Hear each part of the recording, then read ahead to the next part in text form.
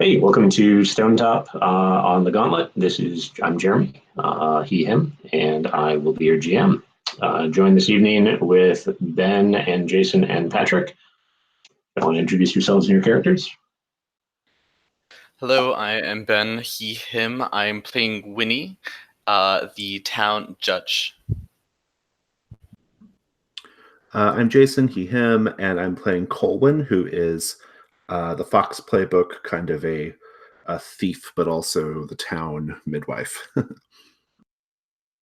I'm Patrick, he, him, playing Anwen, or Anwen, who is the would-be hero of the town.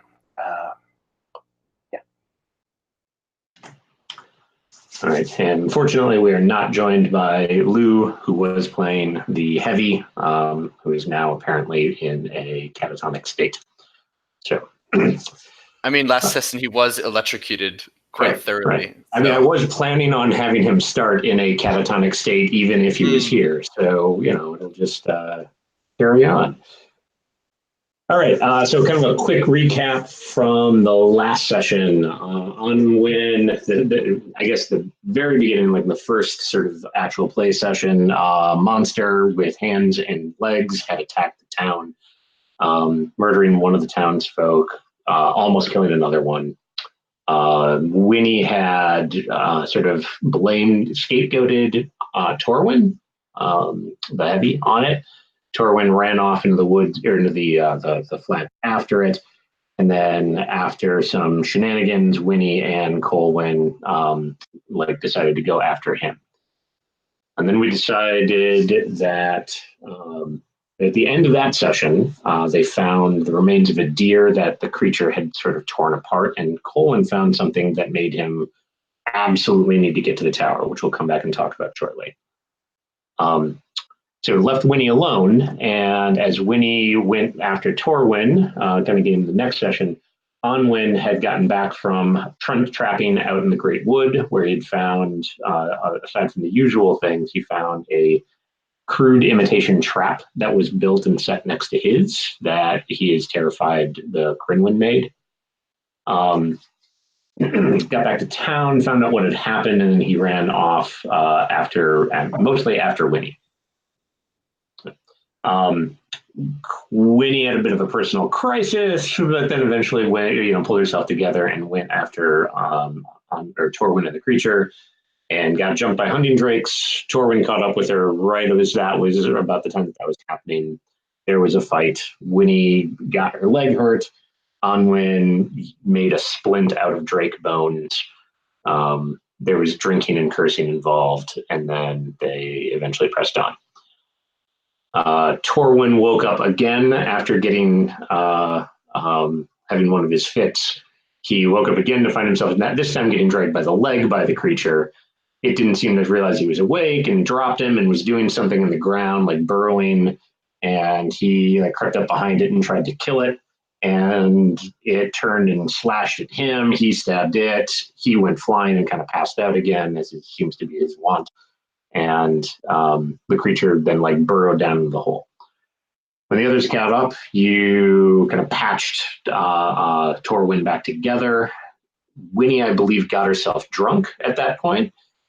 And maybe that was later. I don't quite remember.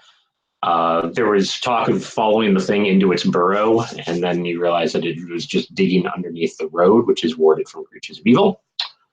You then pressed on towards the ruined tower, and a storm rolled in from the south. You got to the tower. Winnie actually had a book from a previous expedition that someone had made. And the kind of figured out that there would be a good place to stay dry on the inside of the ruins. So they kind of made a run for it, realized that the creature had gotten there first and gone further down. There was some exploration of all sorts of cool stuff, like big banners that were woven out of metal fiber, and a room that had a pool of water that had no discernible source. And giant trophy heads of beasts that are 5 to 10 times or 3 or 4 times the size that they should be. Headed down. There's a giant like shaft in the center of the tower with tiny human-sized circular stairway going around the outside of it. They went down in kind of a flickering oil lamp light. As the storm got to the tower, it would regularly like strike the metal spires on the tower, and that would actually cause not just the spires, but tracings throughout the walls to like light up and flash and glow and blue. And as you were all heading down, Torwin heard the thing sort of like screaming from the next landing, and so he just bolted off after it. And then the other two, Onwin and Colwyn, or sorry, Onwin and Winnie, you guys sort of got to the chamber as the thing was trying to strangle him with a metal cord, and he was just bashing it back into the head, like against the wall and crunching it. And then sort of like as it dropped, lightning coursed through the thing that was choking Torwin, and he like lit up. His clothes were on fire. His runes are all glowing, and he's been in a kind of a fugue state since then. And then the detail that neither of your characters know, but we all as the players know, is that as he was having that getting electrocuted, Torwin had a vision of Colwyn standing in the bottom of the tower in front of this giant glowing crystal, which we'll get back to again also in a moment. So do you have any questions about what happened in the last couple sessions? Yeah, that was a good recap. Thank you. Yeah. All right. So the first thing I want to do is actually rewind just a little bit for Colwyn. So when you and Winnie investigated that dead mutilated deer, we kind of originally said that you found another key. But I want to twist that a little bit. So you said that you've been obsessed with the ruined tower like almost all your life. I'm thinking maybe since Bethan brought Torwin back. Torwin home, yeah. And so knowing Colwyn, knowing you, I can only imagine the kind of stories that you would like tell the other kids about like what's in the tower, even though you had no way of knowing what was in the tower. Right, yeah. So I want you to tell us one of those stories that you used to tell, and then I want you to tell us what object from those stories, the creation of your own youthful imagination, it was that you found lying there. Oh, wow. Okay. So I one of the stories I used to tell, I used to, I think it was one of those situations where like I would hold forth with like the younger kids, like I was that older guy who like knew things, right? And I would gather them around and I would tell them stories of all of the fabulous treasures that are down at the bottom of the tower, there in the tower. And the treasures were always magical. And so every time they would come to me, like these younger kids who are, frankly, dumb and impressionable, I would tell them like a news story of like, oh, I heard there's this cloak that like, that makes you invisible, or there's this like great drinking horn that is bottomless, right? It's bottomless ale, or there is a shield that no man can get around, right? You cannot be flanked while you have this shield. I would tell all these stories, and I would tell them that there is one particular room where the most fabulous treasures were held at the bottom of the tower. And the only way you could enter is if you were the most beautiful man that had ever presented themselves to this door, this mirror door. And that's why I always kept like physically fit, because I wanted to go down there and gain access to this secret room, right? Like, and so that was my thing. And of course, that's all just even though you knew it didn't exist. Yeah, total nonsense. Yeah, it was more just like a sort of, I think it's kind of like one of those things where, I'd be doing pull-ups on the stone or whatever, right? And And the kids would be like, oh, well, he's got to do that because he's not going to be able to get into the, that special room or whatever. Right. But, all nonsense. I mean, as I got older, I began to learn about the connection of the witches to the tower. Right. And my actual desire to know what's in there, like, really deepened. And I kind of forgot all those stupid, like, stories I used to tell the kids, except I got down here and there's a door that's made out of a mirror. So that's the thing. Totally. So the thing I was specifically looking for, which, I mean, like, totally down with the mirror. I was specifically looking for a small thing that you found by the deer. I'm sorry. Yeah, Okay. yeah. Oh yeah. Okay. Maybe it was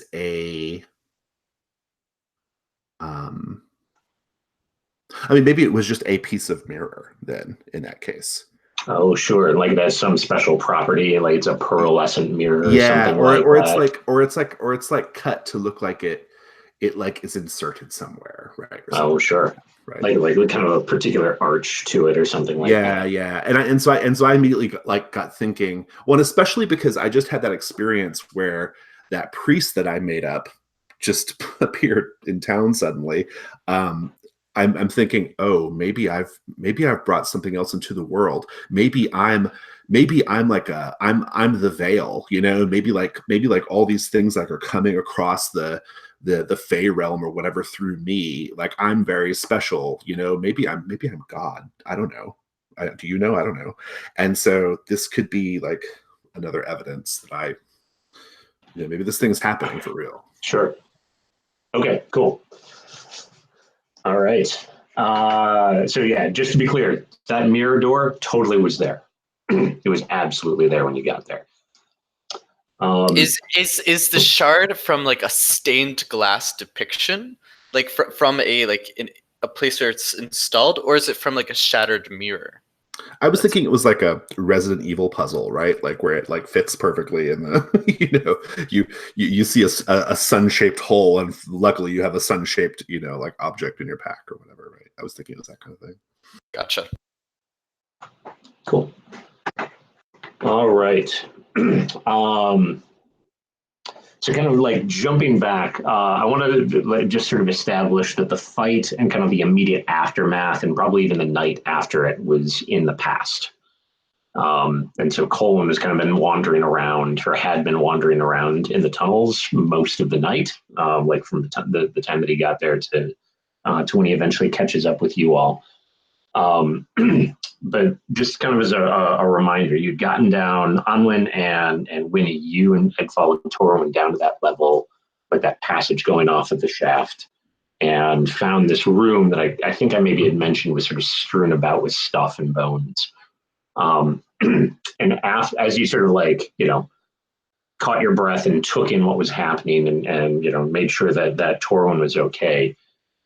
Onwyn, you kind of like realized, looking around this room that was just like strewn about with bones and junk and stinking of ozone and blood and rotting meat, right? And you, however, saw something, or you found something. I want you to tell me what you saw there that made you realize that it wasn't just the thing's lair, but its nursery, like where it was lovingly raised. Well, hang on now. Can I push back on lovingly? Well, two different, to whatever definitions of lovingly. All right. So, like, at some point when I'm just poking around the bones, like, I found like some that were joined together in a way that didn't seem to make sense.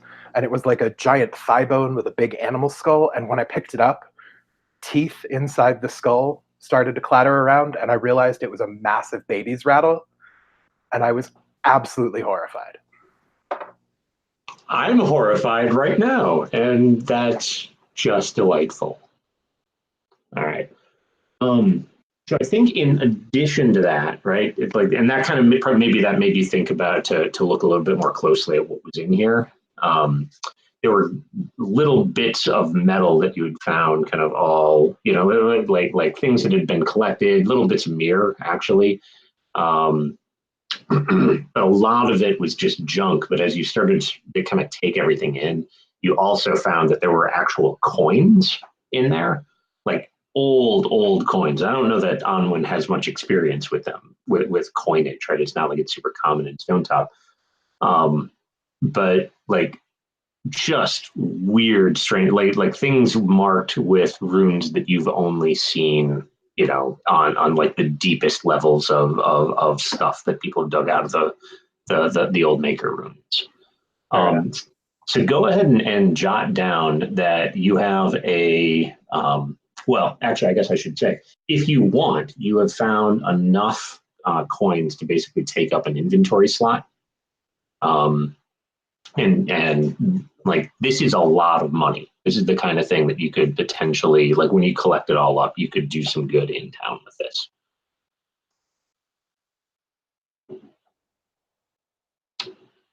Are you talking, Patrick?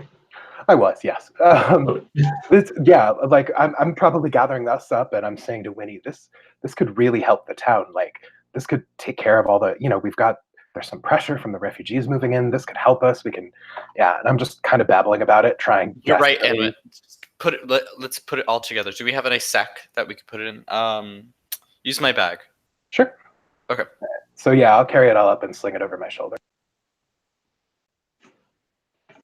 Cool.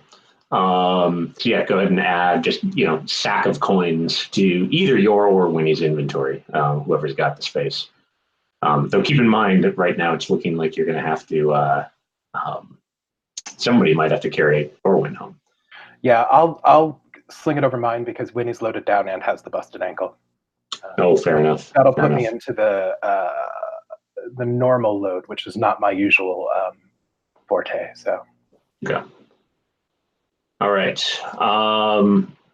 Winnie, as you picked about the place, maybe not the nursery per se, but maybe like looking for for another room that wasn't so awful where you could kind of hole up and rest for the night, you found something that made you think of the locked door, the thing in the Chronicle, like beneath the town that had never been opened. Yes. So tell me what you found that made you think of it, and I'll tell you something interesting about it. Okay, so there is a large, I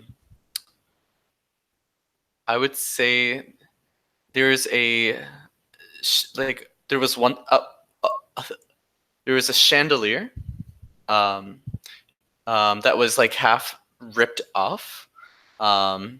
And on it are similar kind of scrolling kind of patterns that that I found on the handle, or that I found on the ribbing around the door. Yeah. And there's cool. Yeah. Okay, so you found like kind of a shattered chandelier, and like on the chandelier itself was that on the chandelier itself. Yes. Okay. Like so on the arms of it. Yeah. So the interesting thing about that then is that the chandelier itself, like at first when you saw it, you assumed it was, some sort of metal, like a lot of the other metal things that we're all about. But as you got closer to it, you realized that it was carved of wood. And like something about the wood is just like thinking just about the scale of time. This is the only wooden thing that you've found down here, right? Like nothing else is made of wood. And it has a distinct odor too. Like yes, absolutely. Like we the players might recognize it as like some sort of a shellac or a chemical type of odor to it. But like, the thing that probably goes through your mind is smells like the tanner's place, right? Like all the chemicals and crap in there. But I think that the thing that maybe on top of the wood is just sort of like the scale of the thing too is huge, right? Like it's much bigger than usual. And it was definitely you could see it was used partially as a plaything by the creatures. Yeah. Like it would. They was like scratches. Yeah, I think you probably like found bits of it having been like snapped off and like, just strewn about in the other room. But I'm going to kind of toss this back to Onwin. When you see Winnie kind of like looking at these, well, actually, Winnie, when you saw them, did you say anything or give away anything about like their familiarity to Onwin? I definitely did, because I see these as kind of like a prototypical kind of like the runic system, but I can't quite read it. Like, I know enough to recognize it and then like see there's a connection. And I want to ask Onwin if they might be able to somehow like identify what its place in this room is, or if somehow if we match them up, like the images, like we could figure something out. Because So, this seems to be like such a like a spooky dooky space. I I'm like on the prowl for like bits of knowledge that might still be around, not destroyed by demon babies. absolutely. And all the books I found were like wrecked and destroyed. So Yeah, absolutely. So Onwin, one thing I will give you is the markings on the chandelier that are definitely distinct. Like they don't make you think of the tapestries that you saw. They look different than most of the other stuff in here. But the markings on that chandelier, you've seen those markings in your father's book.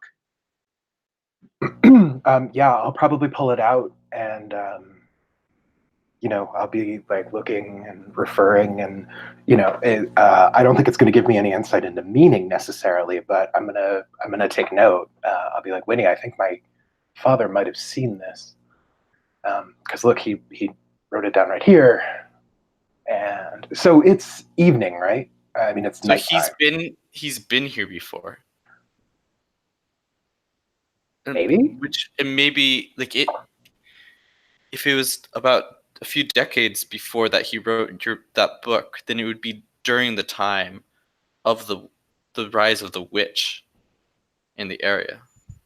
Maybe. I mean, I don't really have any sort of reference for when he wrote the stuff in here. He didn't like date his entries. Okay. Jeremy, is there?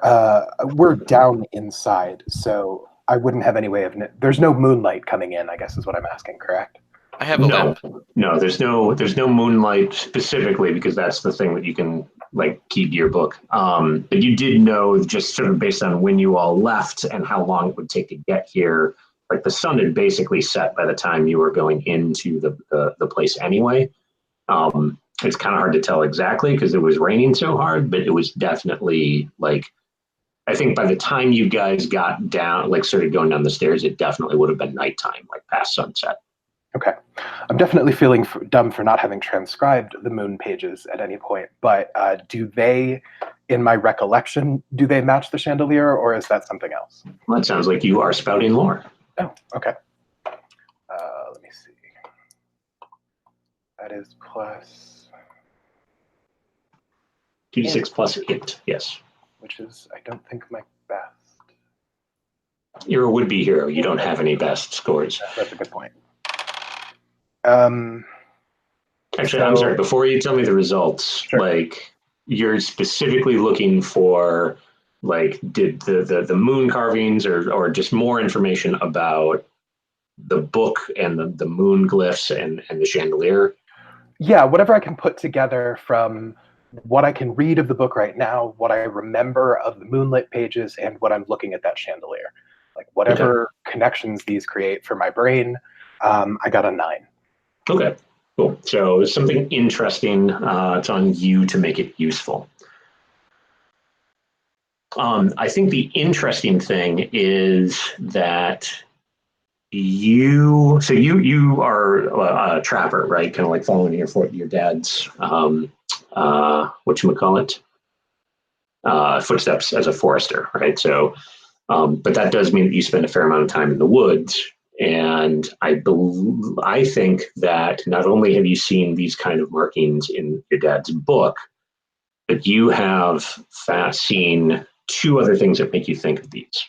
One of them is the forest folk who have been gone for so long, right? Or who have been gone for only 10 years, I guess. They had sort of a habit of leaving like little like crude glyphs carved into things like trees or fallen wood or even just painted on rocks. And they're cruder than this, but they're familiar. But you've also seen every now and then you'll be wandering through the wood and you'll find like great big chunks of worked stone that are just sort of like popping out of the forest itself. Like maybe something shifted and got uncovered in the rain, or it's just big enough that it never got grown over. But there's these similar sort of markings, like they're familiar and they're very, very much like that. So I think that the connection that I'll make here for you is that oh, and I guess the other thing I'll say is just this is very clearly like this chandelier is a sign of trade, I guess, between whatever civilization was in the woods and whatever this civilization was. Okay, so if this castle or tower or whatever has two proto languages in it, I mean, we're using a dumbed down version of the tapestries, and the forest folk were using a less impressive version of these glyphs, then this thing is old. So, I mean, we knew it was old, but now we're starting to realize how old. That's all I've got so far. We'll see where that goes. Awesome. Okay. Now, since Colwyn, since you missed the entire last session, we're going to kind of do a recap with that via a love letter. What's the easiest way for me to get you a big block of text, Jason? Like, if I send it to you in an email or just make a word? Should be fine. Let's see how it goes. Does it have lots of breaks and stuff? It's got some bullets. Whoa. Good Lord, that's awful. If you ignore... Is there supposed to be struck through text? Or no, there is not supposed to be struck through text. Let me try one other thing here.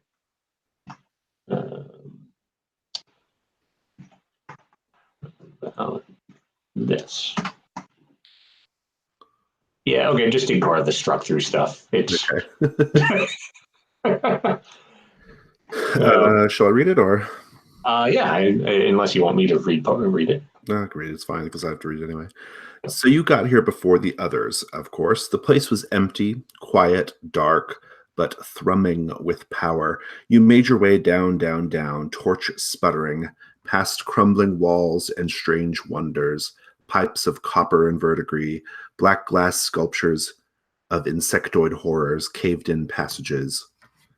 Finally, at the bottom, you found yourself in a vast chamber, a massive metal torus about the perimeter, a network of pipes and wires, and a great red crystal, glowing and pulsing with the color of hate, almost as tall as the stone, pushing forth from the broken earth, faint markings scratched in the floor around it. What happened then? I will roll plus intelligence to find out. That's my good stat, though, so... thank goodness. I got an 8. On a 10 plus, pick 2. On a 7 9, pick 1. If you want, pick one more and treat as if you rolled a 6. So let's see what we've got here. You figured out what those scratchings around the crystal are. Otherwise, they simply haunt your dreams. You've understood something about all these pipes and cables and what they're for and what they do. Otherwise, not so much. You found some other thing from one of your stories, something that you're sure that you made it up. Tell us what it was. Oh, yeah, good. You found the others with your senses about you. Otherwise, they found you in the dark, muttering, covered in blood, rocking back and forth. Let's check the miscondition just in case I want to do that. Pick one, but you spent too long staring to the red crystal and you still sort of feel it in the back of your mind. The next 3 times you hurt someone or are intentionally cruel, Mark XP and ask the GM what happens. I like that. It's a good mind control move. Regardless, you regrouped with the others in the upper levels of the tower. Torwin is still passed out, twitching. They're pretty beaten up, low on supplies. It'll be morning soon. All right. I think I kind of like the RP opportunities of the miss, but I'm going to go with the 7 or 9 nevertheless.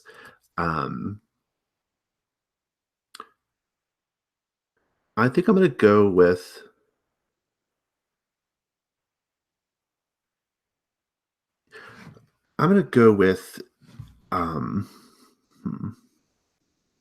we're saying that the mirror door thing is a thing that I already saw regardless. I don't have to pick from this to do that, right?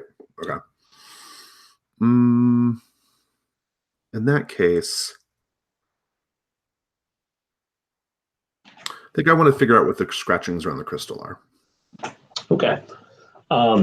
So I think like while you were down there, you were, looking around, you investigated, you looked all over this place, and the scratches are definitely a more recent thing.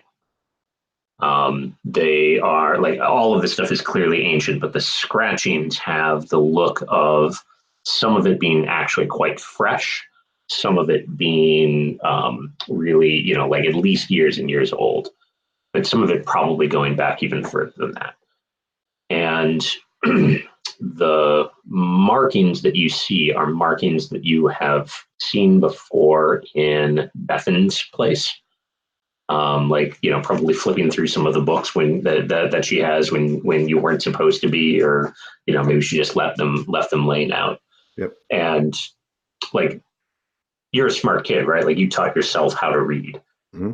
I think we said, and like, you just have this flash of insight as you're looking at this, and you realize that the witches, when they come here, they add to these markings, and the markings are doing two things sort of simultaneously. On the one, they are basically they're leaving a mark that connects them to the red stone, kind of siphoning off of its power. But the other thing that these markings are doing is draining the power away from the stone. And preventing it from growing and accumulating and reaching its and magnifying, I guess. Oh, so it's like it's like stunting the power of the stone. Yep, exactly. Okay. Like keeping it in check or something. Mm-hmm. Interesting. Are these marks? Are they permanent? Are they etched? Can they be wiped away? No, they're like carved into the stone itself. Into the stone. So I mean, you could mar them if you wanted to. Like, you took a sledgehammer or something and I just wanted to be completely chaotic neutral right now. I could do that. Hey guys, what this will do? Nevertheless, I feel like this crystal is what has been calling to me all of these years. And I feel like there's some sort of connection to Torwin. There's some kind of connection there's obviously a connection to the witches, but there's, more importantly, I think there's a connection to me. I'm having a very chosen one moment right now. And I think that I was meant to find this. And I think that I need to try to commune with it, or try to gain a little bit of its power for myself, or to see what it can show me. So sure. Do you want to spout lore to think of a way to do that, or did you already have an idea? I think what needs to happen is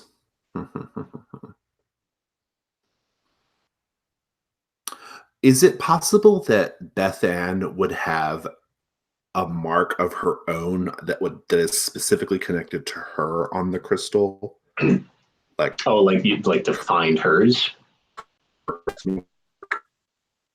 I'm sorry. Her personal mark on the stone. Is that? Yeah, no, I think that you can. Oh, sorry. Her personal mark on the stone. I think you can definitely you know her well enough. You know her stuff. I think that there's Yeah, exactly. Like Ben suggesting, like something that she just like has as a maker mark, or like when she signs her name. Yeah, like a maker. Yeah. You find her thing, or her mark. I think what I would do, because we've discussed in the past and seen it as well, that she has this kind of like power over me. It's a sort of like weird social power because she's older and she knows about the tower, but also like a kind of sexual power, but also I don't know, I I desire her, but I also hate the way she makes me feel, And I think what I want to do is I want to mar her mark in an attempt to claim power over her, or at least break free of her. Interesting. Okay. Are you trying to so marring her mark, like just finding her mark and like finding a sharp tool or something and just smashing it? That part's easy. Okay, adjust the mark. That'd be interesting. Yeah, well, there I think we're getting into like spout lore or defy danger with intelligence type of stuff. Mm-hmm. Yeah, I think what I would want to do is I would try to pervert the mark in such a way that like it releases her power over me, but also like gives me some intrinsic power over her. Give me a spout lore, because I think you are sort of like thinking about like unless you think otherwise. Like seems like 9. Okay. It dawns on you, because you've seen every inch of Bethan, right? That her mark, like not only does she like the mark that you recognize, it's not like above her lintel or like on stuff that she makes. You've seen it in her books, and you've like it's often kind of worked into a lot of her formula. But it's also like she's kind of got it like carved right behind her ear, right here. And so it's not just like a mark of what you might call it. Like it's not just like a mystical or a personal thing. Like she's actually branded with this same mark. Oh, interesting. Yeah. So it's on you to make that useful. So I think the way I'm going to interpret what I have to do here is I think that the mark on the crystal came first. And I'm going to put the mark on myself in the presence of the crystal and see if I can attune to it. And it might detune her or not, I don't know. But basically, I'm kind of offering myself now. I'm going to brand myself with that mark. I'm into it. I'm not even going to make you roll. That's not necessarily a good thing.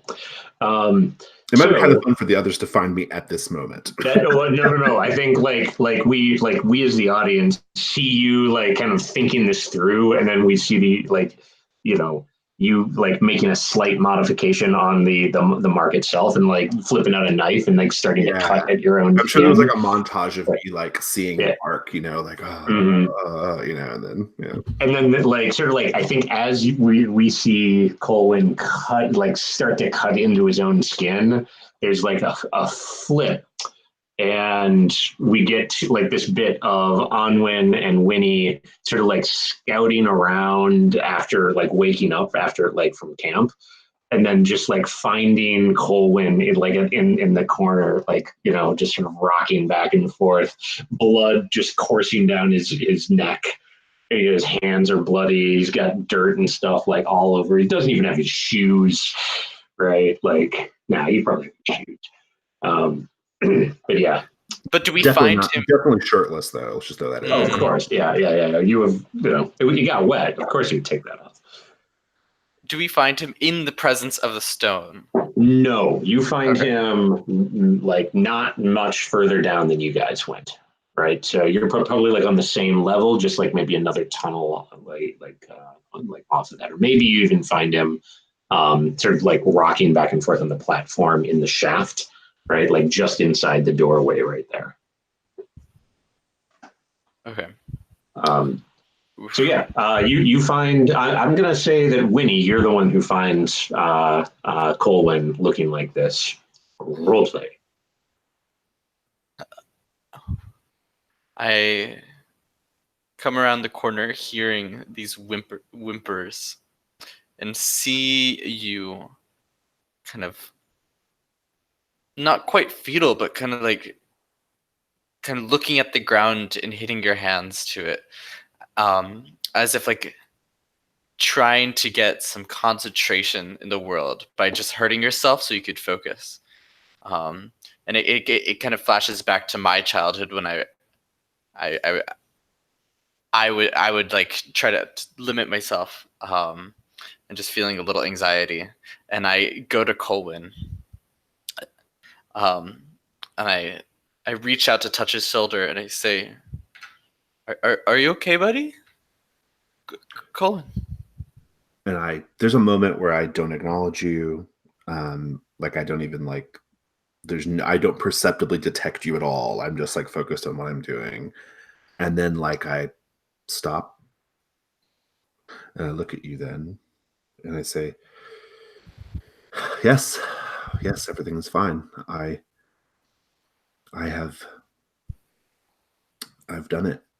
I've done what I was meant to do." You've done it. You came to the tower. You've lived your dream. I'm proud of you. But do you need anything like right now? I have some provisions. Oh, poor simple Winnie. I don't need anything anymore. I think you need some food. That's what you need. No. No. No, I am sustained by power. Raw, eldritch energy coursing through my veins, Winnie. Do you know what that word means, eldritch? I know it sounds like old, but That's incorrect. In fact, it means magical, and I've got it. please don't tell me that.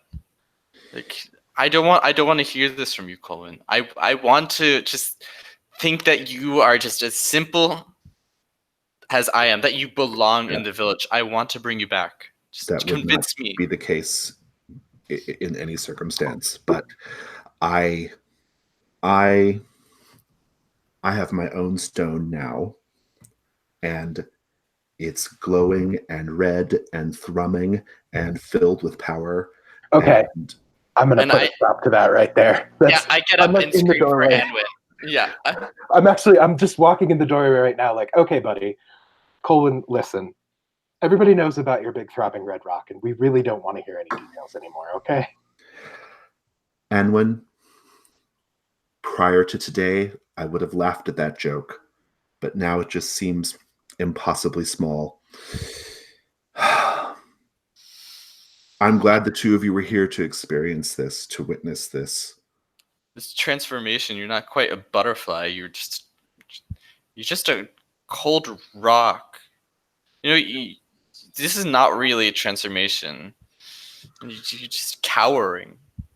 Mm. You're just a wimp.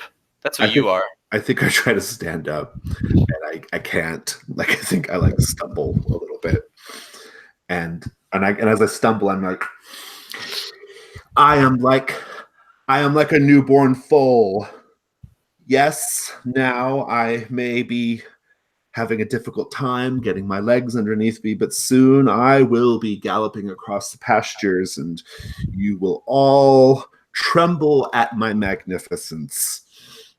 You all hear Colwyn's stomach growl. I'm going to be honest, Winnie. I don't detect anything different than yesterday. He's a little dirtier. And he's still this is pretty normal. Just as much as a butt. I mean, Colwyn, I want to treat you like Anwin is right now. That you are normal. I want to believe that. Come sit with us and make some food, and we can talk it over. Okay. Whatever you've seen down here, I want to know.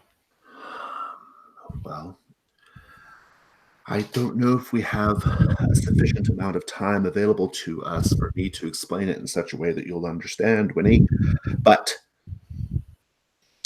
I am feeling a bit peckish.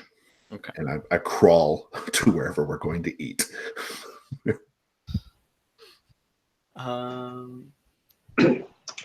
Do we want to cut to like a nice cooking scene, or like, do we want? Well, I actually was going to sort of ask, like, what did you bring as far as provisions go? Didn't we kind of leave in a hurry? I mean, well, okay, I guess. Well, I still have 4 or 3 provisions at least left. Well, so you, if you had 4 left, you and Anwin have used one making camp. But that also should have healed you guys a bit. So 2? Yeah, so it's like you would have used up 2. But then I still have the cooking pot, so. Oh yeah. We could burn the chandelier. Actually, I'm pretty sure I made you leave the cooking pot behind. No, the cooking pot was the thing that I mean, maybe you. Oh, that's a good point. Maybe you did make him leave behind. Yeah, it was the herbalism pouch that exploded, and I made him. I made her leave the cooking pot behind because it was too heavy. I think I made you leave the cooking pot behind initially too on the first go around or something. Or no, you bring a bunch of books. And I was like, I don't need that. Oh yeah. So, she brought the books though. Oh, you did bring the books. Yeah. I'm so sorry. It's the curse of the cooking pot. However, before we get into the role playing part, so Winnie, you can either restore yourself to max hit points or clear your debility. Mm-hmm. And Anwin, it looks like you already were at max hit points, so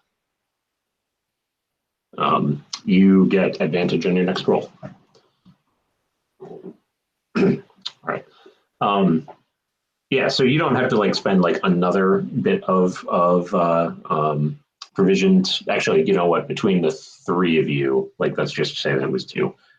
So if you want to, no, sorry. Yeah, if you want to give Colwyn 1 more provision, that would make sense to just sort of roll it all into 1 make camp.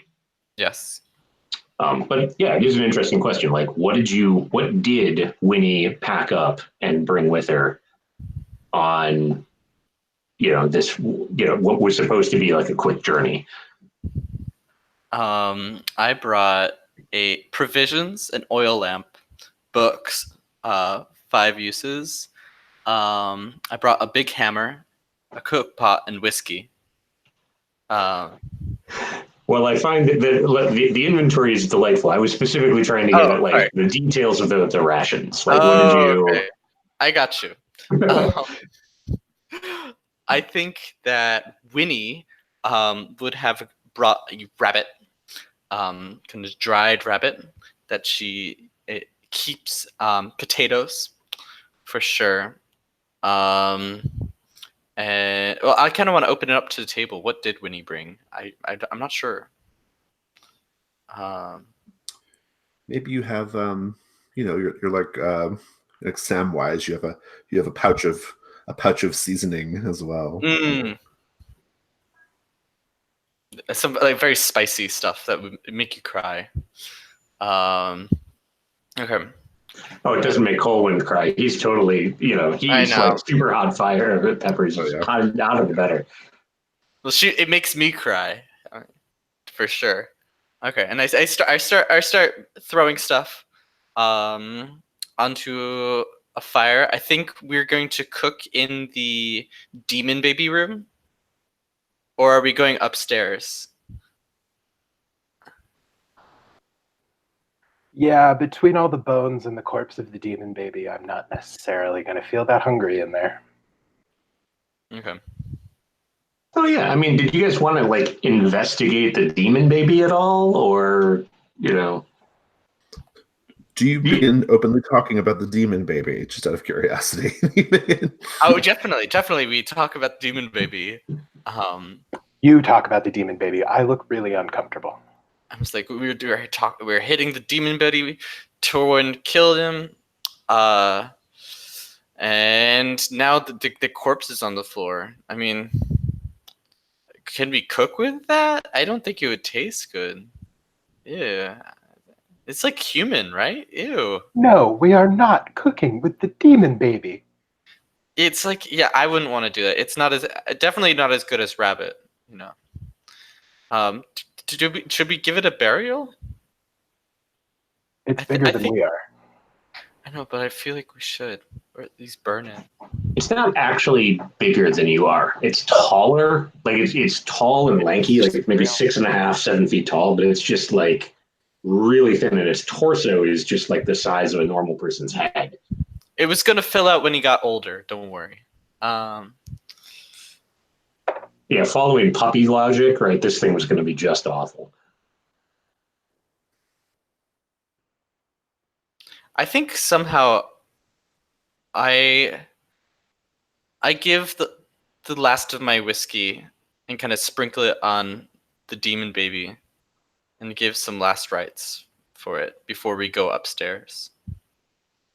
Yeah. Do you just leave it there, or do you like try and find some rubble and bury it under it, or something else? If there's any cloth around. We've got the tapestries. Yeah, you can go with those tapestries. Yeah, definitely. Tapestries. I close its eyes, all 4 of them, and and put like little rocks on them, and then we go upstairs. Okay, and then you cook up there. Yeah, because at this point, I'm pretty convinced, Colwyn, that you're just like you're possessed somehow, or you've betrayed us for the witches, and I definitely want to kill you. And I'm like muttering about this. That you want to kill me? Yeah. I want to judge you, but I want to fill my belly and think more clearly first, because I'm frazzled. I know what you're thinking, Winnie. You're thinking that I've turned to the dark side. You're thinking that I'm in league with witches because I told you that. Your mind is amazing, Winnie, the way you put things together like that. I'm here to tell you, though.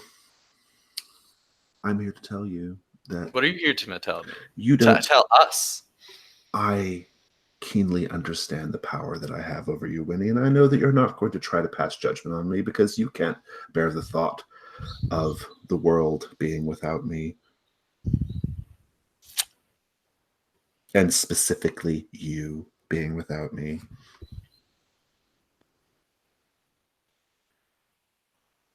I look at Anwin and our eyes connect off the stairs. Yeah, the whole time you guys are having this conversation, I've got this giant man flung over my back, like, oh, I hate you. Oh, I hate everything about this. Oh gosh.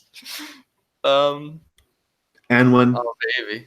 Anwin, you've heard me tell that story many times. The priest who I convinced to abandon his vows, I convinced him to completely discard his religion in exchange for one night with me.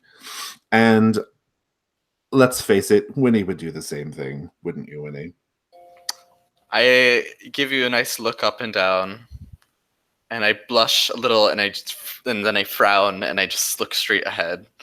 If it's any consolation, Winnie, I know a secret. He's full of shit. Ew. There was no priest there that night. What?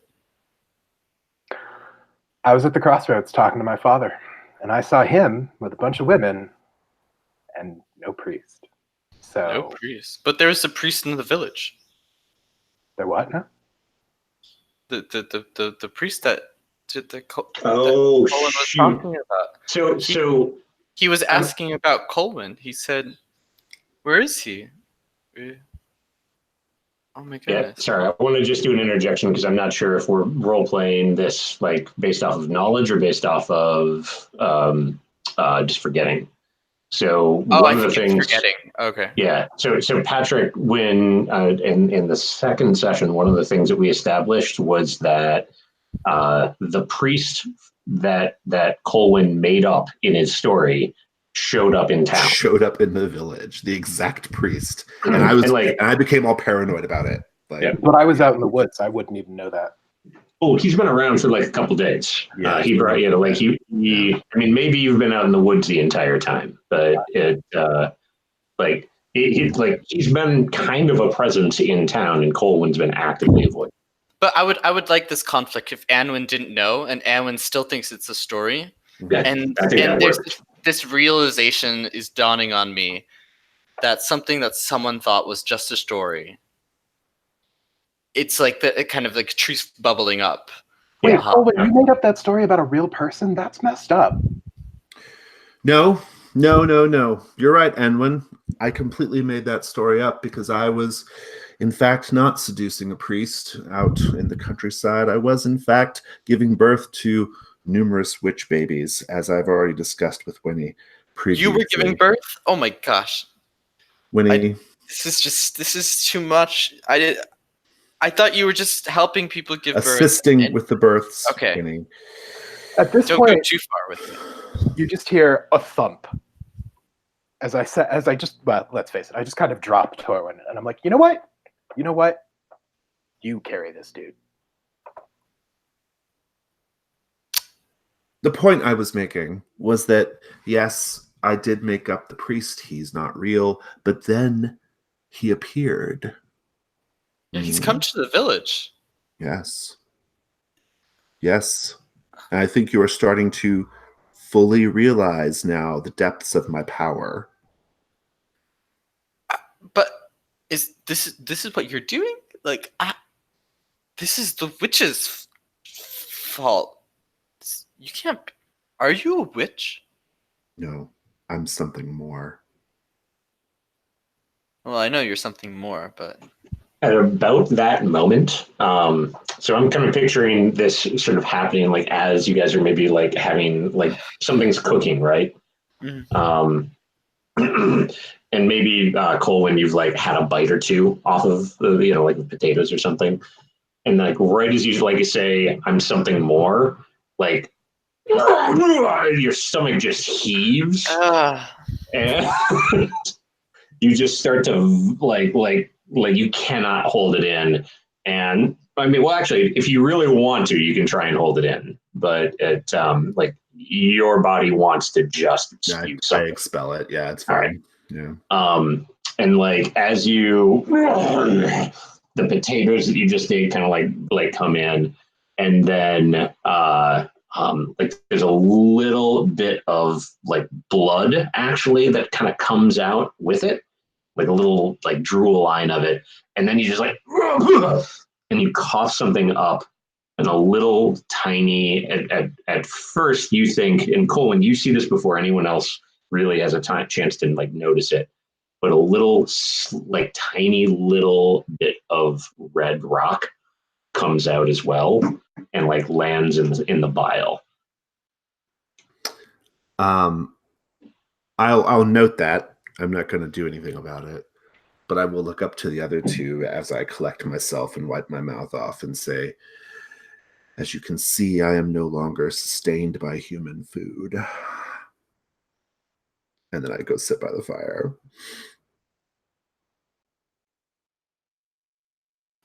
Look at Anwin. See, I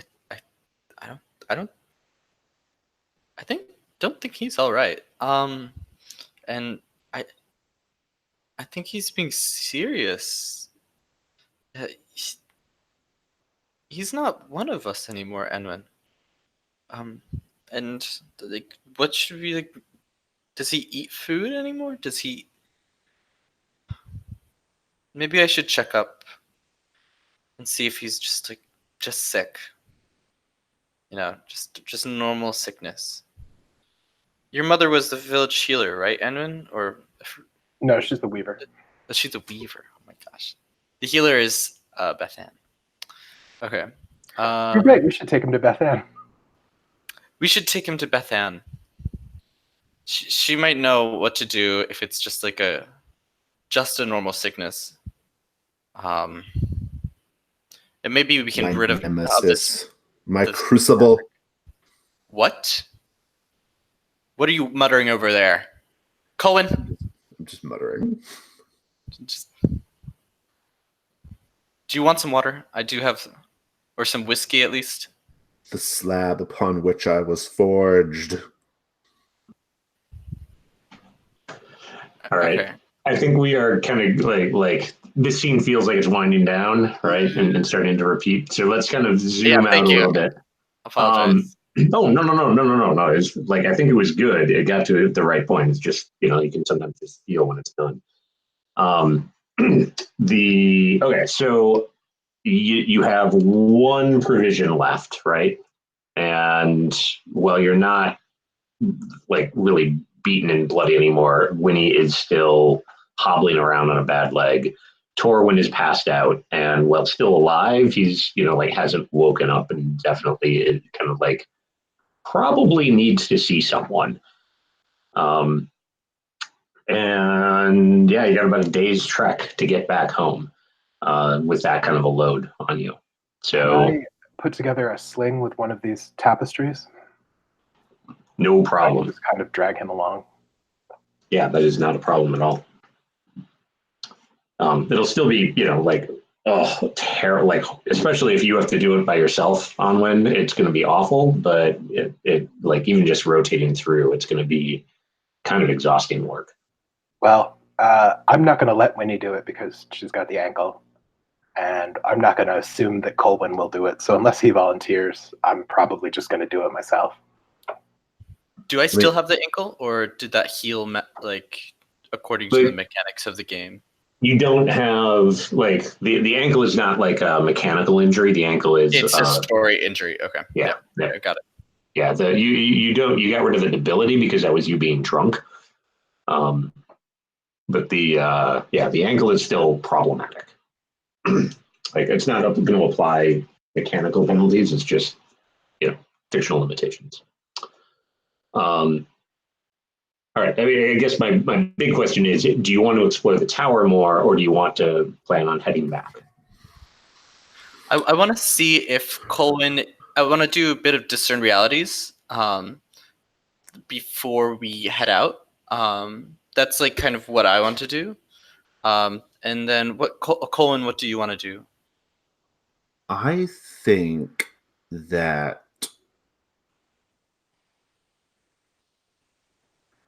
I want to keep looking at the tower. I mean, we can just leave Torwin up here. It'll be fine.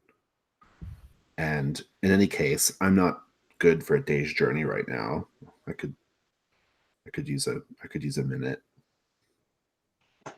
I will point out that like none of you are going to be particularly good for a day's journey unless if you have one meal amongst the three of you.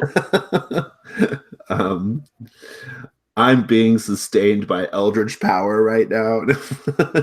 I believe I am, at least. I think all of this is just in my head, but I don't know. What other signs kind of betray that or that? I think the fact that like I'm having these delusions, I'm making these like grandeur statements, but I'm like barely walking right now. I'm totally out of it. I'm muttering to myself. It's a Gollum level of power fantasy here going on. Okay.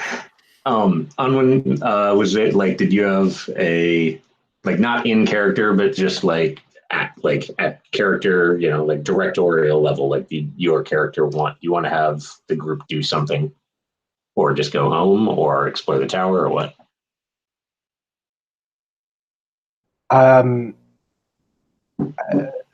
In character, I want to go home. Out of character, that seems to be the most logical step.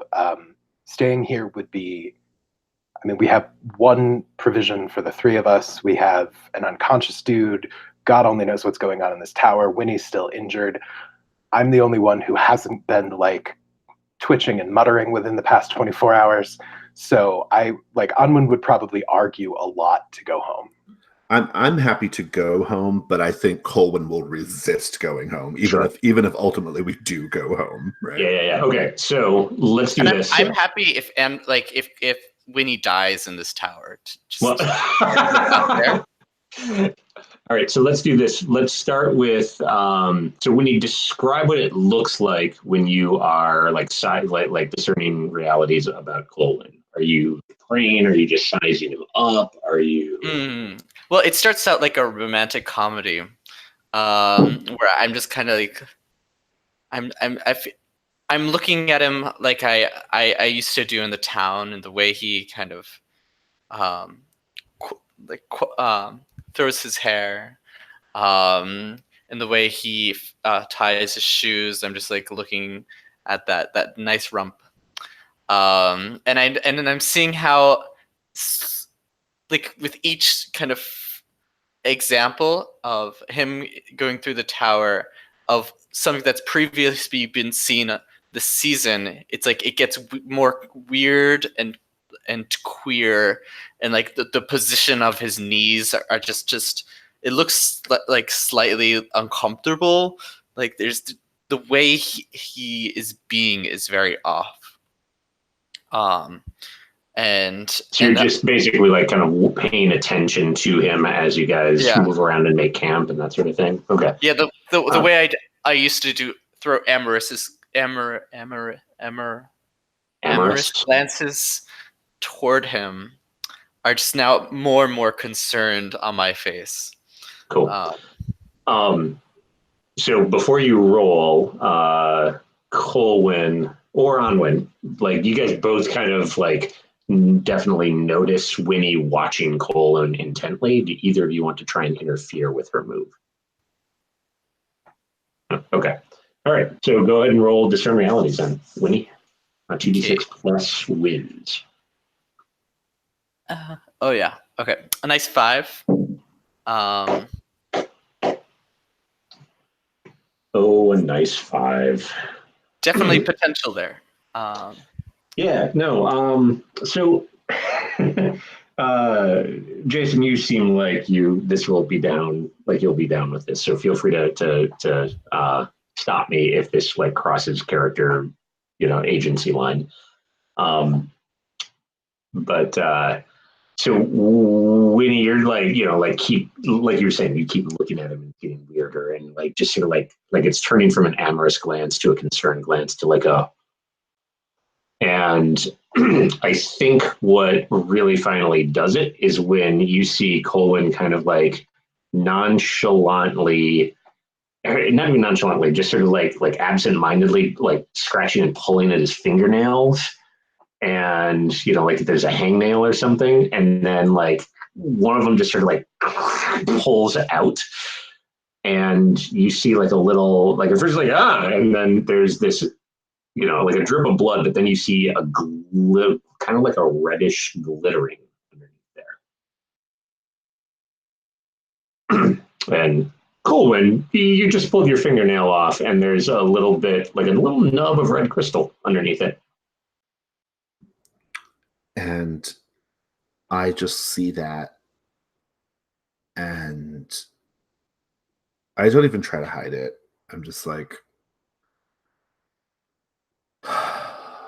it's happening. Everything is happening. I am becoming one with the tower.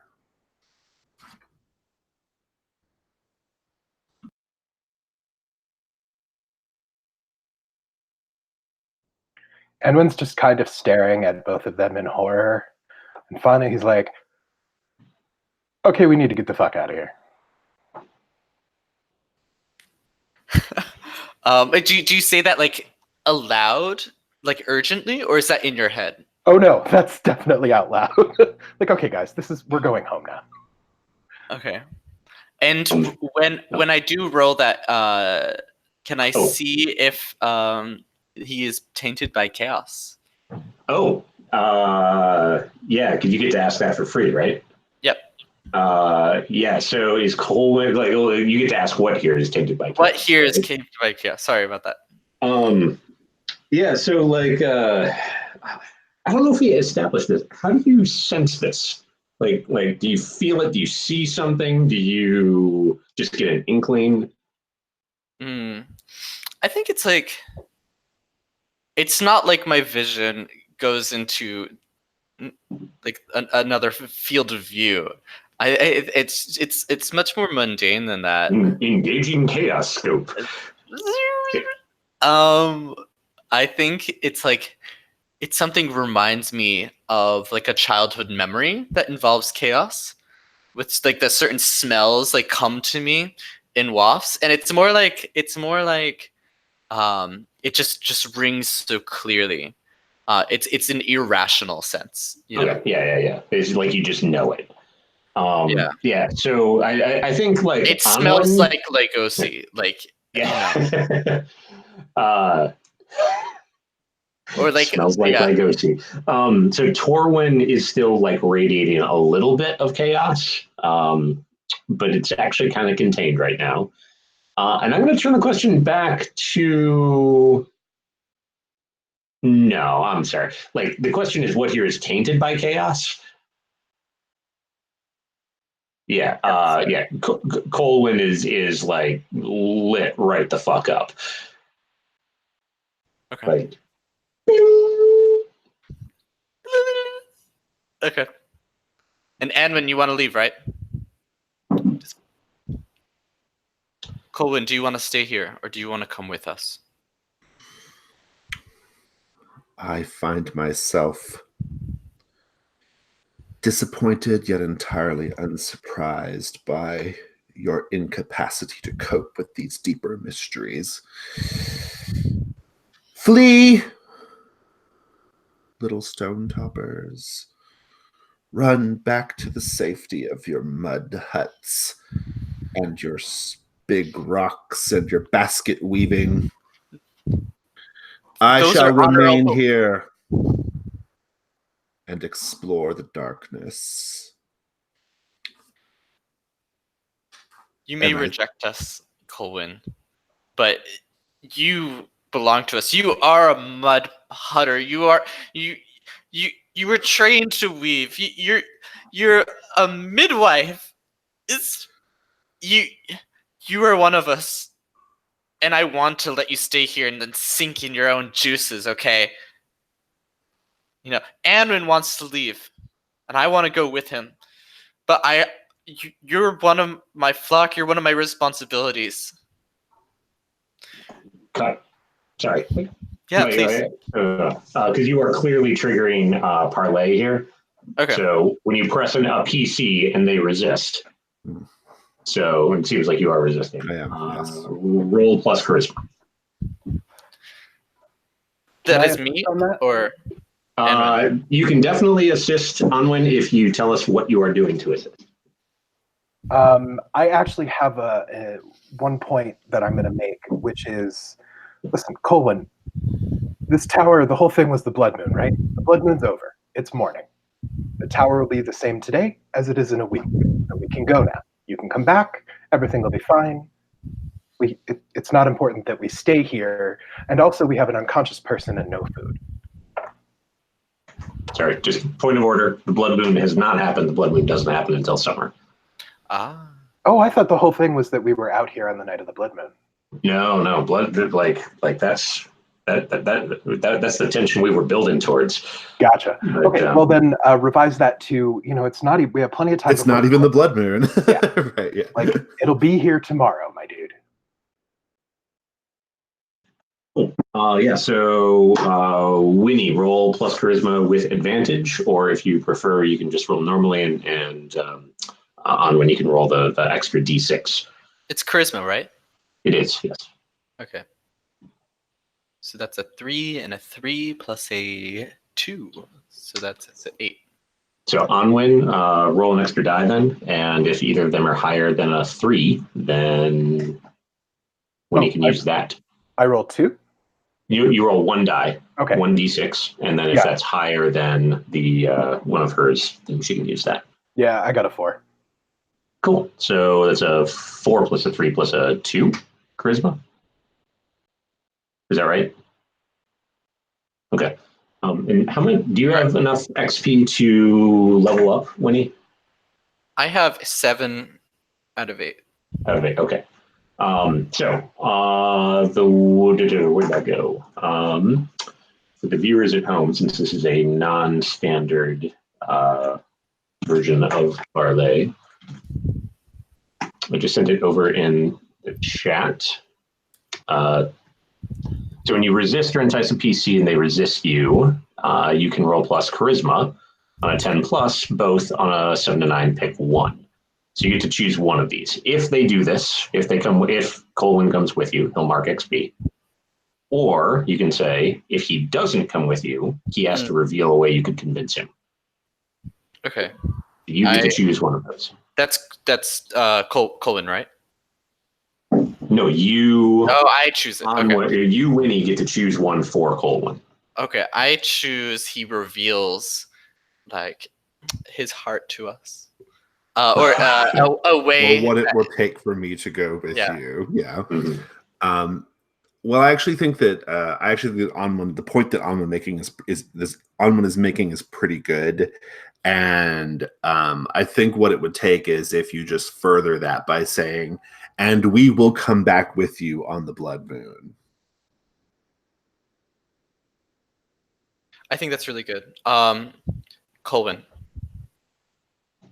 I know that you cherish this place, however rationally or because you have a connection here, but I promise you that I do have your back, and we will come back here, okay? The village is all in flux and chaos, and we can get you healed up by the Beth Ann, who you seem to have some issues with, and we can do the funeral. I swear that I will come back with you on the blood moon and help you fix whatever it is, or help you with whatever cause it is, because ultimately you're part of our village, and this witch problem is too. Okay. Is that all right? Anwen, will you also come back on the blood moon? Anwen? I give Anwen a hard look. Anwen. I have plans for the blood moon. In their defense, those plans are in this general direction.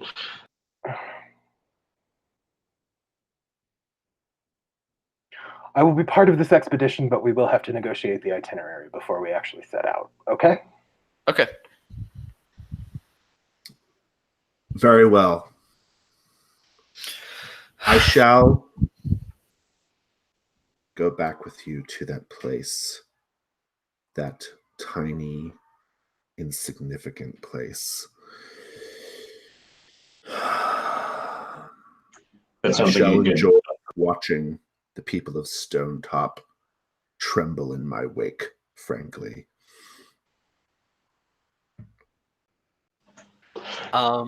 Should we? Can we cut to the village, or because I kind of want to see Colwyn destroy Stonetop, or like, or maybe see part of the funeral, and then like I'm with you. back I'm to with the you. blood moon. Yeah. I think that we'll jump back to. We'll take a break. We'll come back. We'll basically like have you guys roll into Stonetop, and then deal with a couple of the ramifications that come from that. Okay. Welcome back, everybody. So, I think in the interest of like, I'm interested in doing the keep company move, which is just sort of like the little what happens on the way back. But I think we had enough sort of character interplay happening that we can just sort of jump to the chase and have you all returning home. So one of the things, just since you, the town did meet with disaster, and I'm looking at the home front moves if you're interested in following along on this. Or at least the town came close to falling with disaster. Like a monster attacked the town, right? And someone was killed. Another person was almost killed. A few people were injured. However, panic didn't spread. So I like Winnie was able to like focus the town's ire on Torwyn to prevent the panic from spreading. So I'm not going to reduce the town's fortunes as a result. With that said, you are, where'd it go? Where is the move? Oh, right. It's on the expeditions move. So you are returning triumphant. So when you return home in triumph, having saved your fellows, put down the threats, used an opportunity, etc., increase the steading's fortunes by 1. So I would like you all to maybe paint the scene for me of as you are heading back into town, and sort of like in the hours that like kind of happen as you get into town, dragging Torwin with you. I'd like you to each give me tell me what you experience in town that tells you that the town is filled with hope and respect for you all for having, and in particular, when the story comes out that Torwin killed this thing, respect for Torwin.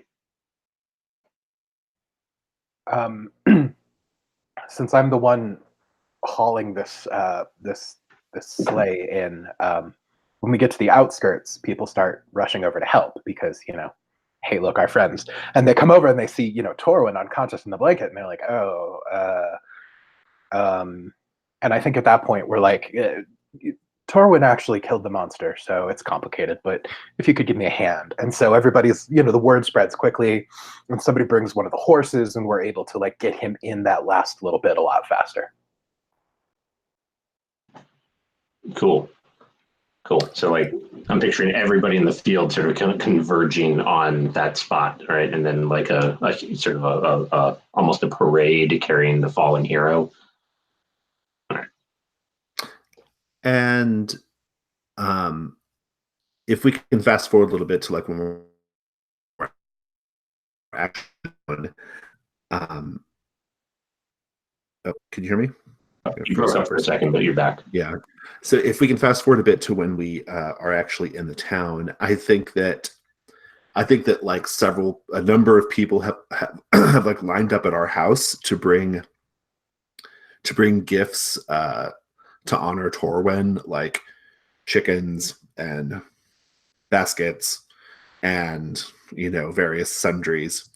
And I'm just like, it's for Torwin, but I'm just like looking out the window and I'm muttering to myself, yes, they bring their offerings. Look at them, the fools, the peons. Already they fear me, and they know they must placate my dark power.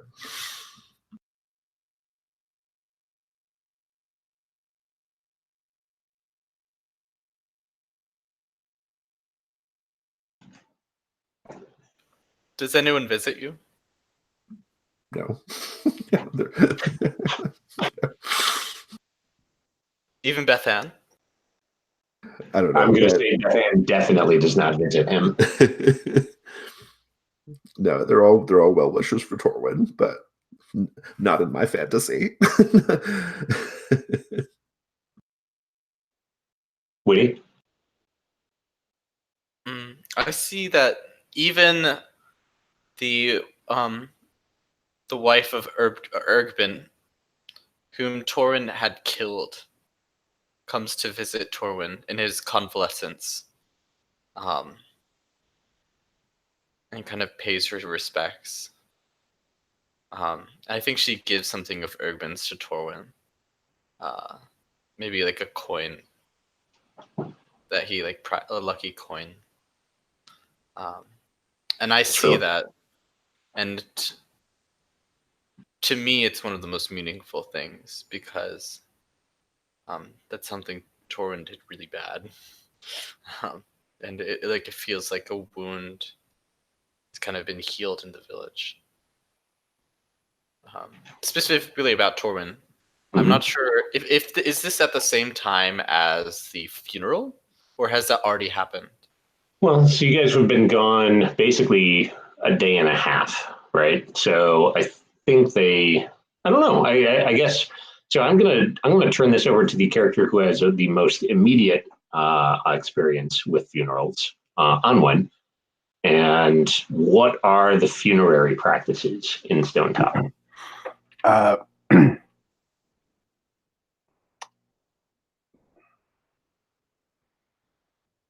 It's very Irish. I think we have a wake. Probably Probably the next day, because we don't really have a good way of preserving people. And then I think we're farmers, right? So we compost. People are buried in their fields, or if they don't have a field, if there's a place that needs a good bit of fertilizer, they're planted there, and they, nourish the crops, and we just celebrate the cycle. That's really cool. So, like maybe like how you typically farming communities would like rotate through, like different crops in different fields each time, like leave one fallow every now and then. So maybe like the fallow field is the one that gets the dead that year. That's really cool. I'm sure that the health department would have something to say about it. But all right, cool. So if there's a day's wake, then I think today would be the day. Like this would be reaching the end of the wake by the time you guys got home. So it's probably like about the time. Yeah, it would probably be about. Actually, it might have been happening as you guys were getting into town. Right, like the day's work was ending, and like as they put the body in the ground, that's probably when everybody showed up. Ben wants to know how Colwyn screws up the funeral or the wake. Yeah, I think I don't know if it's like super disruptive as much as it's just like let me set the scene for you, and then you tell me how you disrupt it. Okay, sure. So since Winnie wasn't there, right, and like Winnie's largely looked at as kind of the one of the spiritual leaders in the town. When you guys start to get into town, before anyone realizes that you guys are getting back in, you get to this scene, and like clearly people are out in the field, in the fallow field, putting Winnie's uncle into the ground, and the person that's leading the proceedings is Murat, the golden haired priest, the kind of wandering priest. And so he's, and actually, I'm sorry. I want to let you guys have your Onwin's bit of like this was good first, and like so maybe you guys get in a little bit early. Folks are still working. There's the celebrate, like the positive stuff where everyone kind of brings the like everyone comes back, people bring gifts, and then as the sun sets, you all head out. And Winnie, before you like have a chance to sort of like take your customary position, Murat kind of like steps up and starts in this melodious voice, speaking of the fallen and of our love for them and how it will last and ripple forward. And truly, no one ever truly dies that has friends and is loved. And going on this stuff which is really quite heartfelt, if not particularly inspired spiritual teachings, but definitely very different from Winnie's like judgment order type of stuff. I can see Winnie being like a truth speaker and and kind of saying all the terrible things they've done in their lives. It was like, but they were good to the village. Yeah, and this guy is basically like making eye contact with the family, and like moving through them just like very compassionately, like putting his hands on people and just like I'm sorry for your loss, and telling stories that he's heard, and it's like a good priest doing a good funeral and like making people feel better about it. And Colwyn, you kind of like roll up at that point. And I say to the priest, "Be silent, homunculus. Look at all of you. You think there's something after all of this. You think that saying a few pleasant words is going to mean something. You think that we're all going to go meet some sort of beautiful Golden Gate fantasies, some heaven, some afterlife. Well, I am here to tell you that I have peered through the veil separating the living and the dead, the world of life and the world of nothing, and I am here to tell you that it is a void. It is I have to nothing but interrupt. an empty void. Like, Anwen is going to just appear out of the crowd, standing nose to nose with Colwyn. And he's just going to, just appear. And if Colwyn keeps talking, there's just going to be a little, you have to stop right now. So, does Colwyn resist? No. Okay. I just say, fine. Whatever. Sheep. Thank you. At which point, Murat kind of looks at Colwyn and says, "It's Colwyn, yes?" Oh, yes. Oh, you guys don't know each other? Oh, yes. Oh, we've met. And he winks. So he's been telling us all for the past couple years. I look at Murat and I say, what sort of malignant spell brought you to life, mannequin? What gave you the power to move your clay limbs? He sort of steps forward and with just this really heart like compassionate look in his eyes, just sort of reaches out towards Colwyn's cheek. And unless you do something to stop him, he just sort of puts his hand on your cheek and says, "What has hurt you so since we met last?" And I suppose there's nothing like keep your cool in this game, but if there was, this would be an appropriate time to roll it. I mean, do you feel like you would be wigging out at this point? I think I would definitely be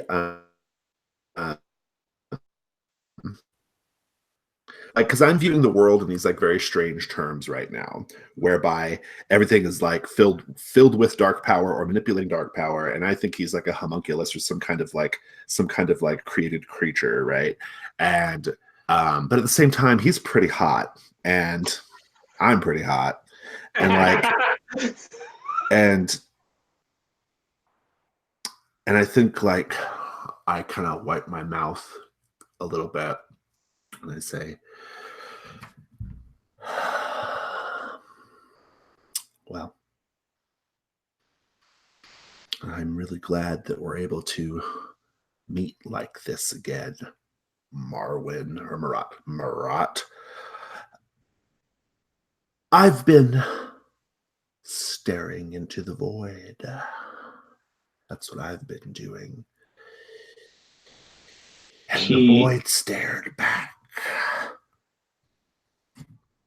He sort of puts his hand moves to your shoulder and just sort of squeezes and there's a moment of genuine hurt when you kind of spat his name at him. And then he kind of squeezes your shoulder and looks around at the crowd and says, "Perhaps we should have these conversations in private." And then I push really close to him and I say, "Perhaps you'd like to perform a private laying on of hands, exorcise these dark spirits from my body, Murat." Are you trying to manipulate him, or are you just trying to No, I'm totally trying to seduce him. Okay. I have that one move. What do you want him to do? Yeah, I know you've totally got that move. I want him to go I want to go just have uninhibited, dark magic fueled void sex right now with Murat. And I don't know if that's what's going to be like, but that's what I think it's going to be like. And so, yeah. But you want him to go at it right now in front of everybody? No, I want to, we'll go get a room. But okay, all right. You mean not on top of the coffin? Not in the coffin or in front of the mourners. I mean, all right. I could see that actually being the start of Colwyn's breakdown of Stonetop, as the agent of chaos. The thing is, I don't think that Colwyn actually is an agent of chaos. I mean, I'm turning into Red Crystal, but whatever. I think I'm really truly just I had a moment. My sort of basic like arrogance and self involvement has kind of been amplified by this experience. But ultimately, I think it's all just going to go back to the way it was. I might be a little bit more hateful because of the influence of the red crystal, or maybe I'll destroy Beth Ann. I don't know. But at the end of the day, I'm real down to get down with Marat right now. And so, yeah. All right. So when you press or entice an NPC, say what you want them to do, which is go get a room. Oh, yeah. If they have reason to resist, I think they kind of do. You're fucking weirding them out right now. I'm like, yeah, abandon this funeral to right now. Yeah. They either roll plus charisma, and you are definitely using your considerable charm. So I believe that means you get advantage.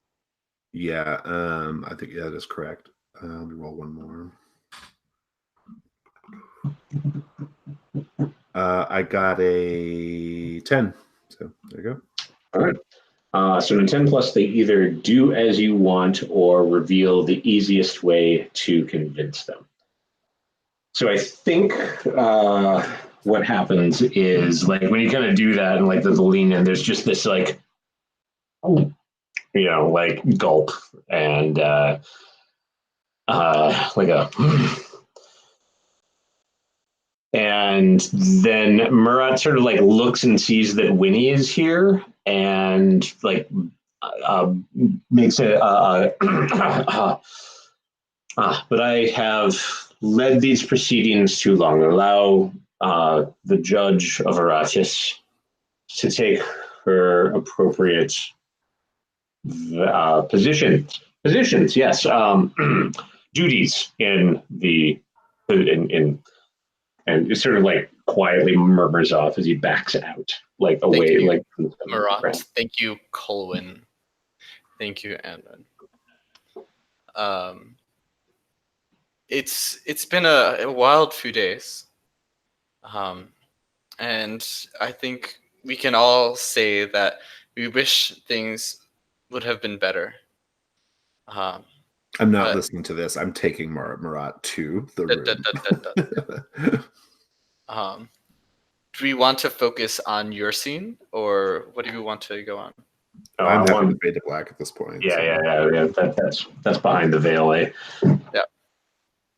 Wonderful. I was thinking of spouting lore about my uncle who died, but I think this might be a tender moment of kind of closure with someone like Lycosi, who attended the village.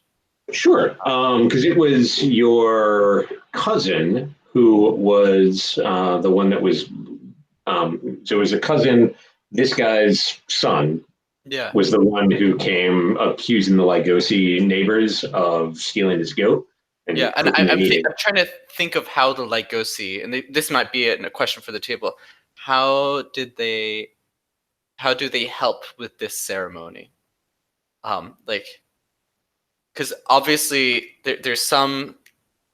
Before we came back, maybe if this is true, they had come to an understanding with my cousin in this time of crisis, and now they're helping out. And I want to know what that looks like. I think that they brought goats. I think that they basically got not like they don't have any, but they just sort of like went around and got the neighbors, like all of the different people in town. They just sort of like got a collection of offerings, and in particular, they brought back like the supposedly missing goat, right, or a replacement for it.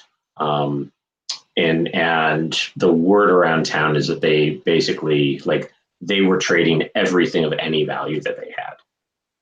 Mm-hmm. I gotcha. And maybe would it be rude to ask like Patrick, like and open up to table, like how do the Lycosi help us? Like other than that, because I think that's a really great example that does clear it up for me as a character. But I'm just seeing it in the movie, like this kind of like beautiful kind of coming together. So, like, what do you all think happens? Like, how do the Legosi help out the funeral specifically and the grieving family? And just as a reminder, because I can't remember who is here for what, though there's kind of two communities from the south. The Neris community, which is what Winnie's family is a part of, it has been in town for like 30 years, and they drove out the witch. And then there's the newer folks who are the Lygosis, who are radically hospitable. Like they don't even have doors on their homes. Kind of share alike. And there's a much smaller community. There's a lot of tension between them because they, like those two countries have been at war for decades.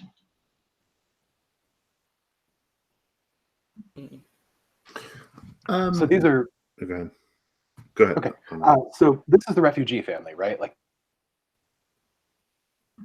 Mm-hmm. Oh, I think we just lost Patrick. Patrick. Wow.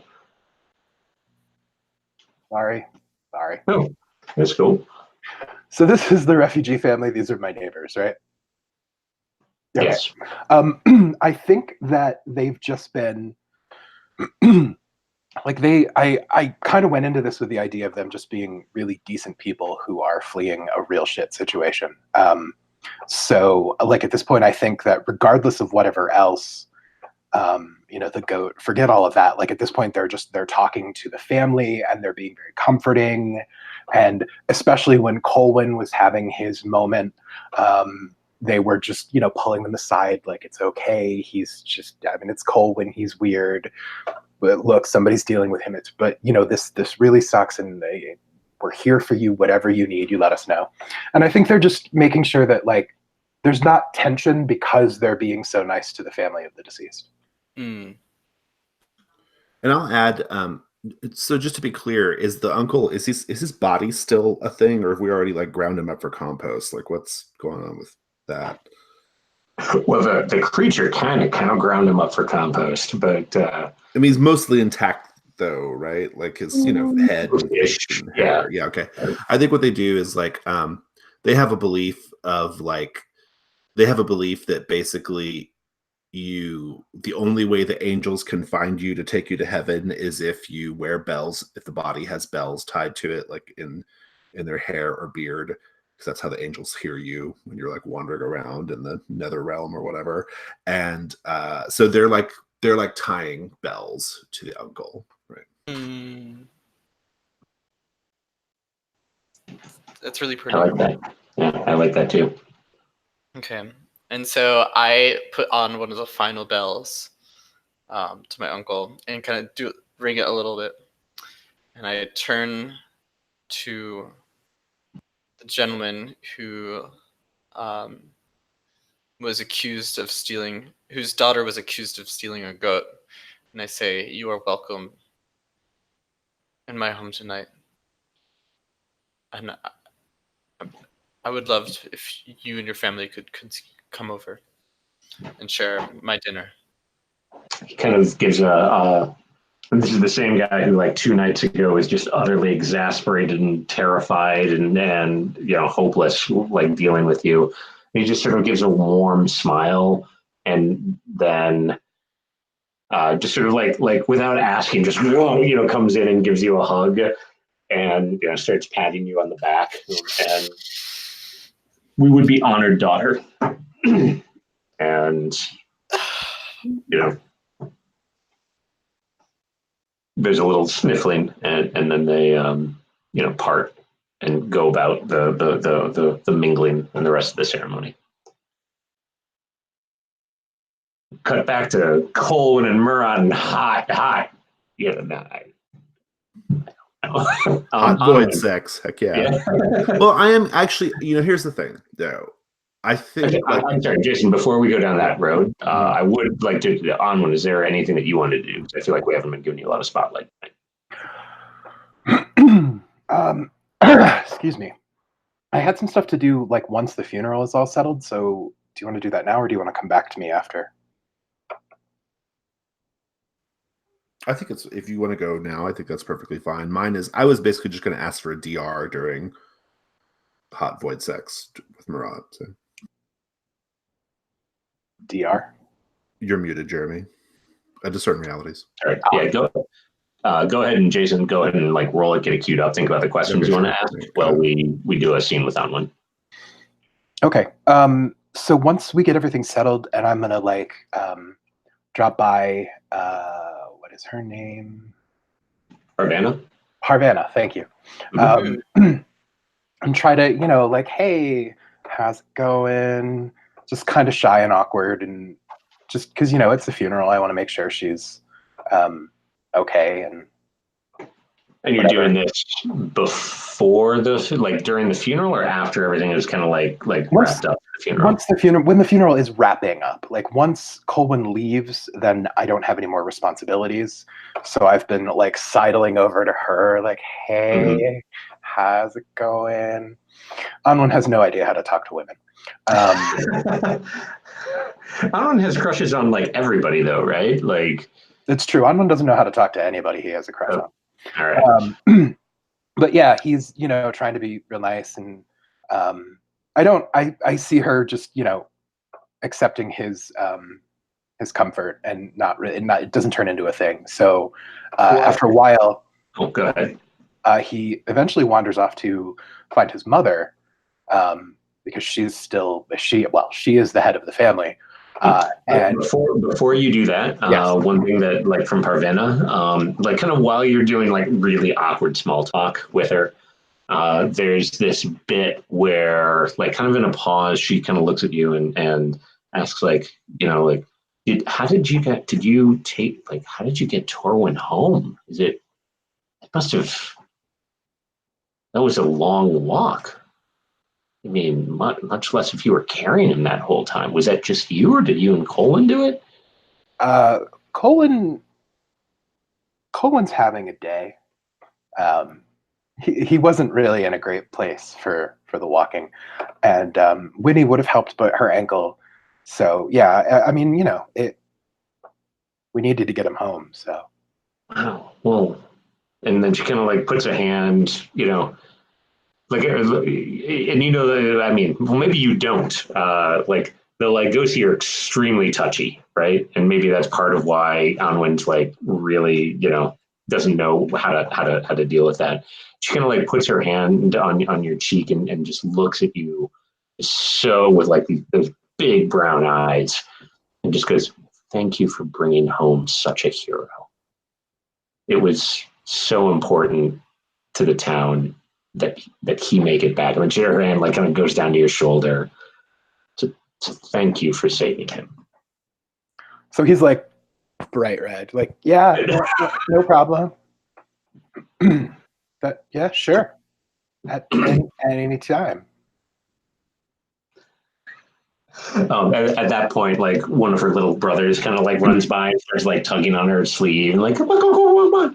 And then she like, like, and you're kind of like maybe hoping that she looks back and like, gives a little like shy smile or something. And she's just like, okay. And then just immediately just runs off. And Wynn's response is probably to just stand there for a minute and be like, okay.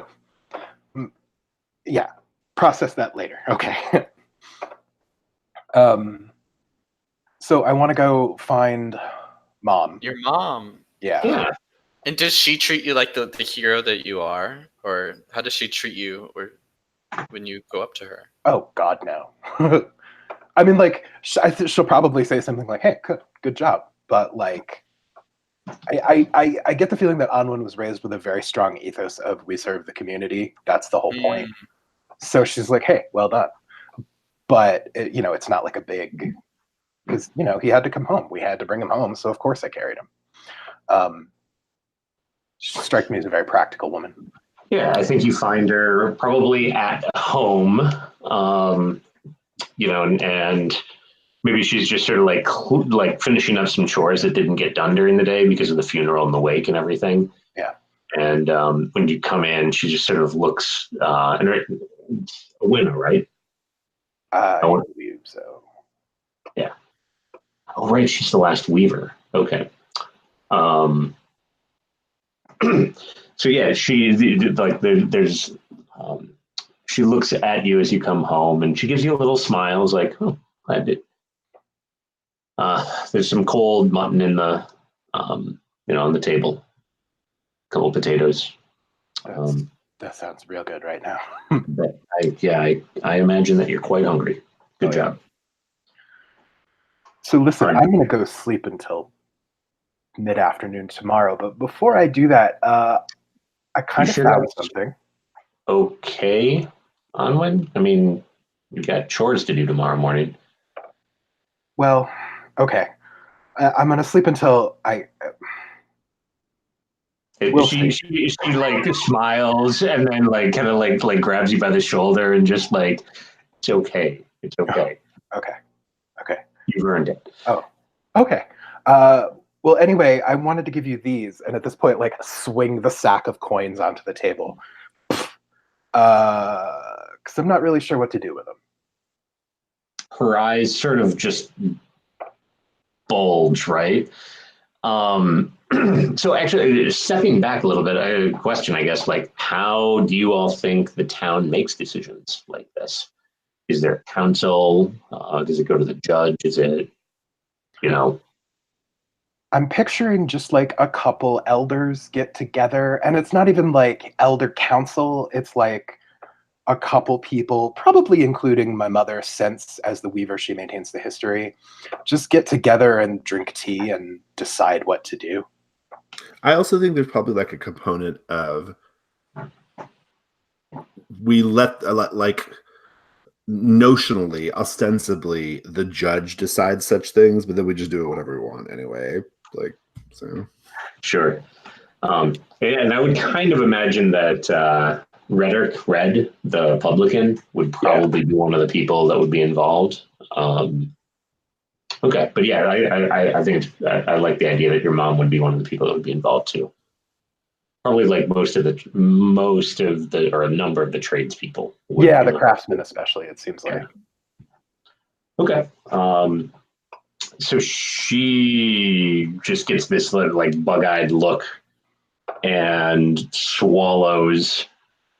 And where did this fortune come from? The short version is we found it in the tower.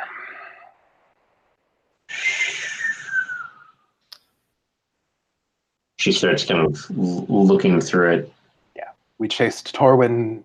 Well, Torwyn was chasing the monster, and so we went with Torwyn, and there was this, and the whole thing with the monster, but then this was just scattered around the floor. So I took it. And Mom, we need to talk about that monster when I have a minute, because that was really weird. Well, I'll call for now. Let's just be safe and put this, like there's a hiding place that she's got, right? Like put it beneath the bed. And I'll have a meeting with Red and Goff, and and you should come. You should be there too. Okay. Tomorrow, right? Let's say it's sundown. Get some sleep. Get some work in. We should probably bring Winnie as well. Yeah, Winnie and Colwyn. Well, I don't know what Colwyn's aware of right now, but Winnie was certainly my mom would be involved because she's the midwife of the town. Well, I thought that she sort of had passed that on to you and kind of became one of the just sort of a farmer. Oh no, I think she still like actively does that. I think like a community organizer. Oh yeah. I mean, I think she's probably just more like, she's like a community figure, I guess. I probably that makes a lot of sense because there's no way that she's not like smart and capable and everything. Right. Yeah. So she's probably like the person that all the farmers defer to. Cool. All right. Yeah, that makes a lot of sense. Winnie, did you want to like pop into the scene or something? I kind of am wondering if or would know about the writing on the chandelier, and if Anwin had taken notes on that, because one mystery that we can leave unsolved is like opening that just shot of opening the door to the like caverns underneath the Mm-hmm. Stonetop. Yeah, Unwin, it sounded like you were working towards that anyway, right? Like talking about the stuff that you saw in the book. Yeah, I'm happy to talk about all of it. Like at I this think point, it'd I be a imagine. different scene for sure, but Sorry, I didn't. it would be a different scene for sure. Yeah, Right. exactly. Yeah. Yeah, Yeah, Unwin it's has more- every intention of, like, he wants to give her the tapestry to look at. He wants to talk about the book. He wants to tell everybody about the freaky demon baby. Mhm. But he is also dead on his feet. Yeah. So I guess I know Colwyn, you've got like a scene you wanted to do, right? And you've got a miss hanging on the table, Do you right? have a miss on the table? Yeah, because what I was basically doing was, I mean, how better to evaluate the true nature of someone, right? I mean, you're getting to explore all of their dark crevasses, as it were. Getting to know them. Yes, exactly. And yeah, but I got a miss. So no matter what stat, I was assuming wisdom, but no matter what stat, it was a miss. Right. So. Well, yeah, you, for the record, you get to do it with int because of your. Oh, that's right. It still would have been a miss. It's been a 6 still. Still a miss. All right, and you don't have like 8 XP, do you? Oh gosh, I think this is my first miss actually. Okay. Yeah. So probably not. Oh yeah, you've only got 3 XP. Yeah. Okay. So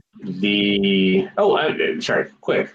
Winnie, you rolled a miss on the discern realities. I don't know if you added XP for it.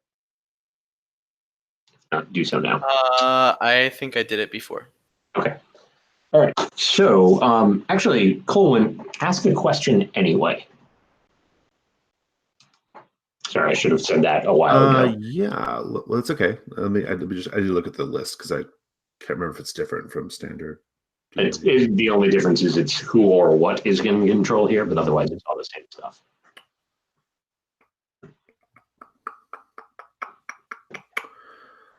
I would want to know.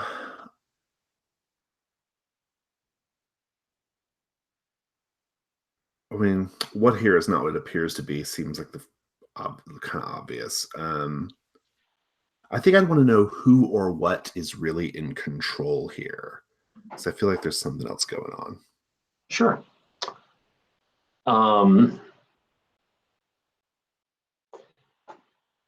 So, you're getting busy, and what becomes fairly clear to you is that like you're looking for the lie, you're looking for the deceit, you're looking for like the telltale signs that this is a trap or a demon or something like that. And at every turn, he is genuinely confused when you act like he's not who he says he is. He's genuinely hurt when you say hurtful things or imply that he is a monster or that you've never, actually met or anything like that. And he starts to like you get this feeling of genuineness about him that is really off-putting because like as soon as you saw this guy, it's like, how could this possibly be? There's no possible way that this guy could be this. And then there's some passing little detail that he says, something that he says about how. Oh, sorry. Let me think about this. Well, I'm going to turn it to you. He says some detail with utter earnestness about the last time he was through here that tells you that he is, well, first, totally legit, but somehow slipped in from another reality. And so there's something that he says or some detail about it. And I'm going to just turn it back to you. How do you... I've got it. Yeah. I think he asks about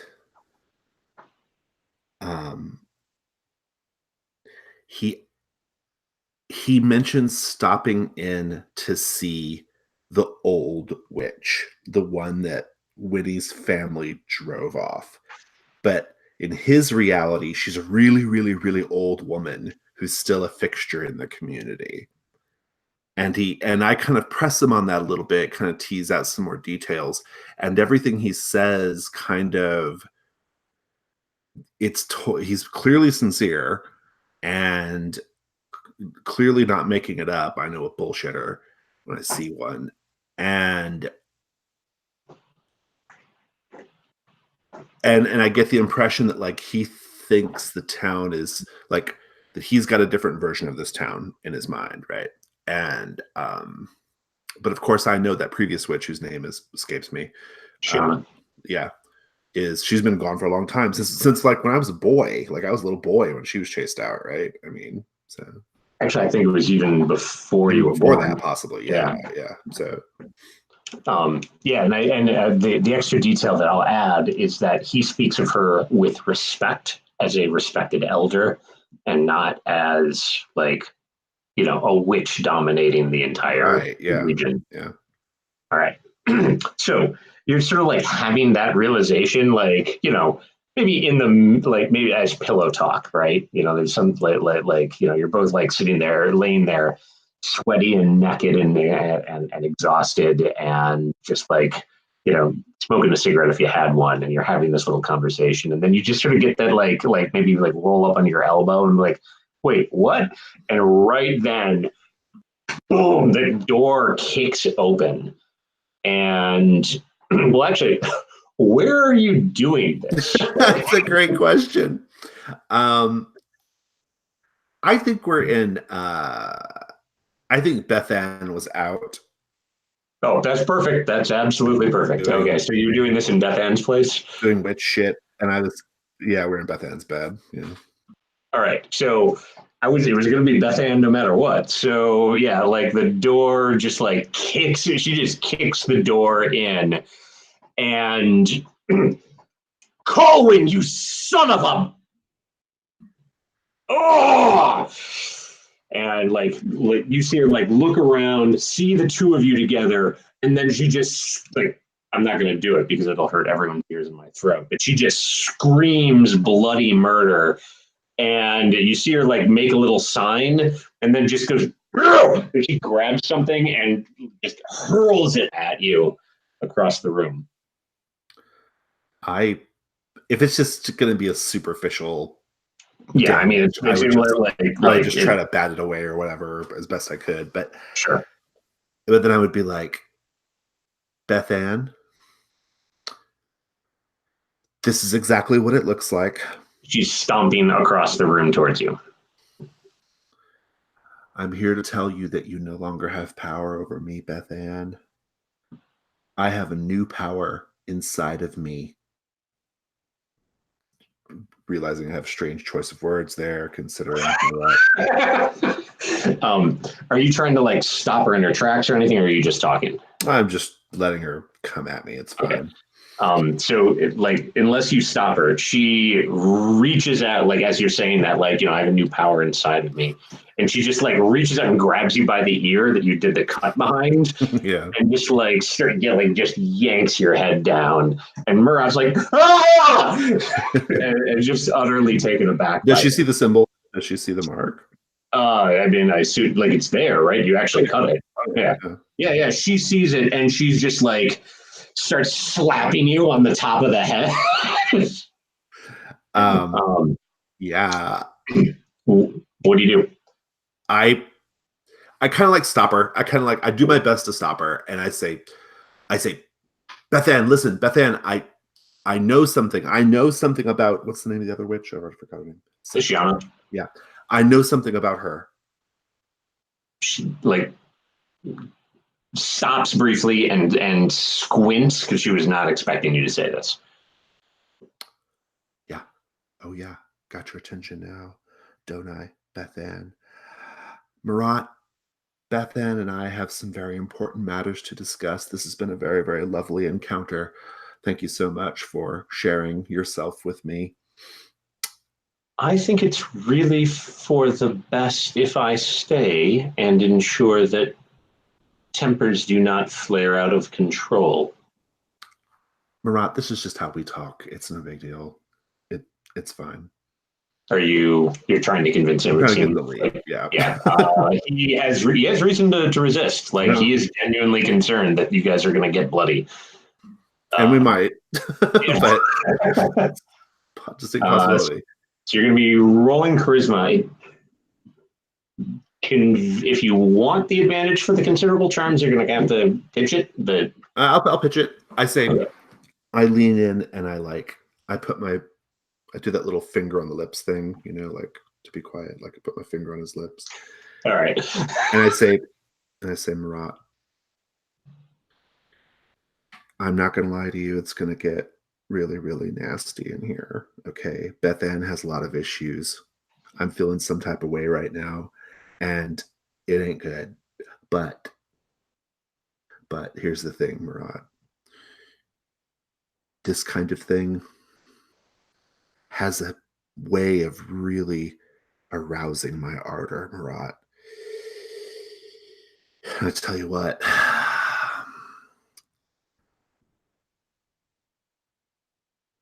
I'm willing to come visit you tonight and share that with you. I've never been so... But you got to go right now, Marat. You got to go. Go ahead and roll it. I'm just expressing as a player, I have never been so, like, skeeved out by another character. It was a 9. A 9? All right. So on a 7 and 9 with a parlay against an NPC, they reveal something that you can do to convince them, though it'll likely be costly, tricky, or distasteful. I'm going to go with tricky. Costly. Do you have any wet? Well, no, because you're basically standing there naked, right? Yeah, I mean, I think he and I are still in bed, right? Yeah, yeah. It's just standing there. Yeah. Okay. So I think the tricky part is that you're going to have to get Beth Ann to vouch for the fact that you guys are going to be calm and reasonable about this. Or rather, you're going to have to get Beth Ann to convince him that she's safe. Oh, okay. Yeah. I say, Beth Ann, tell Marat that this is just how we communicate sometimes, and that I frequently have to calm you down because you get out of hand. This is our normal, just the way we... My left tit, you have to calm me down. Well, we take turns, right, Marat? So, and right now it's her turn to be a little bit out of sorts. But it's going to be okay, right, Beth Ann? Because you really do want to hear what I have to say. Trust me on this. You can sort of see the little calculations going in her brain. And yeah, I think she has reason to resist.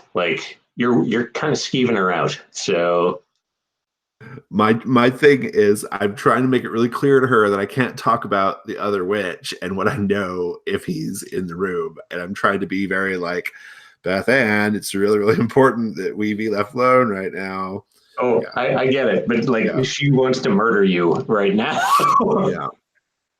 And is not sure that she can do it. I think I'm going to go with another, either a defy danger with charisma. Yeah, I think defy danger with charisma. Okay. 8. 8. Okay.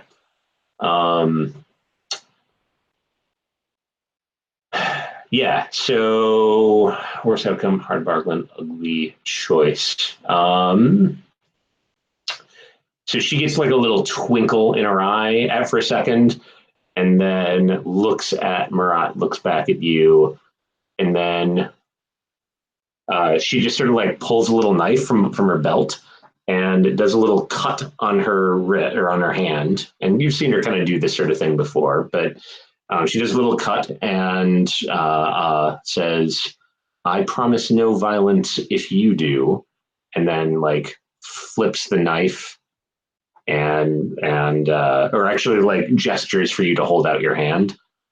I do. She just does a little nick. Is there red crystal? No, it's not a red crystal. It's just like a little knife.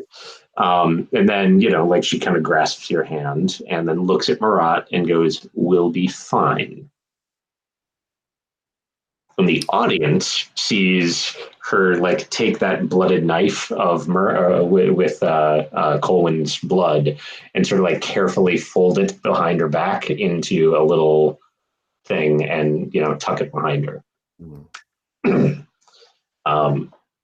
All right, and then Murad sort of like is really weirded out by all of this, but that seemed like a legit thing, and sort of he ushers himself. Good. We can go to somebody else. All right, good. Cool. Winnie, what? So you had invited everyone over. Like it's still kind of the evening. You're probably exhausted as well. I guess we could. It's tough. I was thinking that so we have in this campaign only like 40 minutes left, right? So I was thinking we could take a 5-minute break or something. And then go over different epilogues, including going back to the tower, a little bit of Lycosi opening the crypt, and with Owena, and then whatever else people want to do. Yeah, I think that's great. I saw Patrick give the thumbs up. Jason, you cool with that?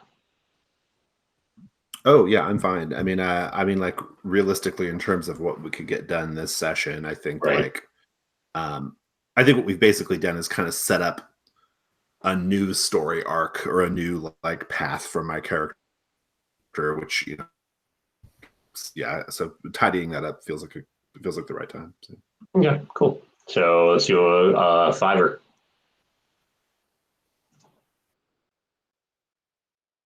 All right. Yeah, so Ben had a great idea, which was just sort of like roll into 2 epilogues. And I wouldn't, if you all are okay with it, I would like to try and carve out like a longer chunk than usual to do debrief. So, yeah, I don't know. Does anybody want to go first as far as epilogue goes? Or have something that they have in mind or would like to establish? I can go first. Onwin's future isn't necessarily super complicated, right? I mean, he's kind of like the boy hero of the town, or at least that's what he tries to be. And I think we get a couple scenes of him, like I don't know, watching a sunset with what the hell is her name, Parvana. And I don't know, maybe flirting with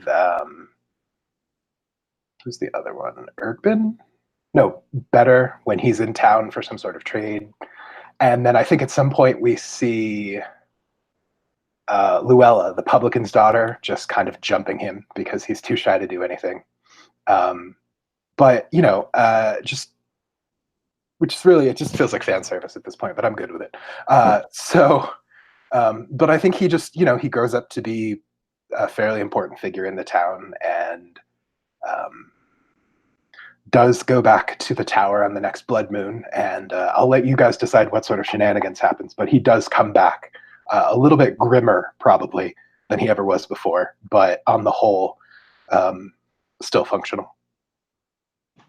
Does he let Winnie know about trying to call his dead father back from beyond the grave, and commune with him at the crossroads?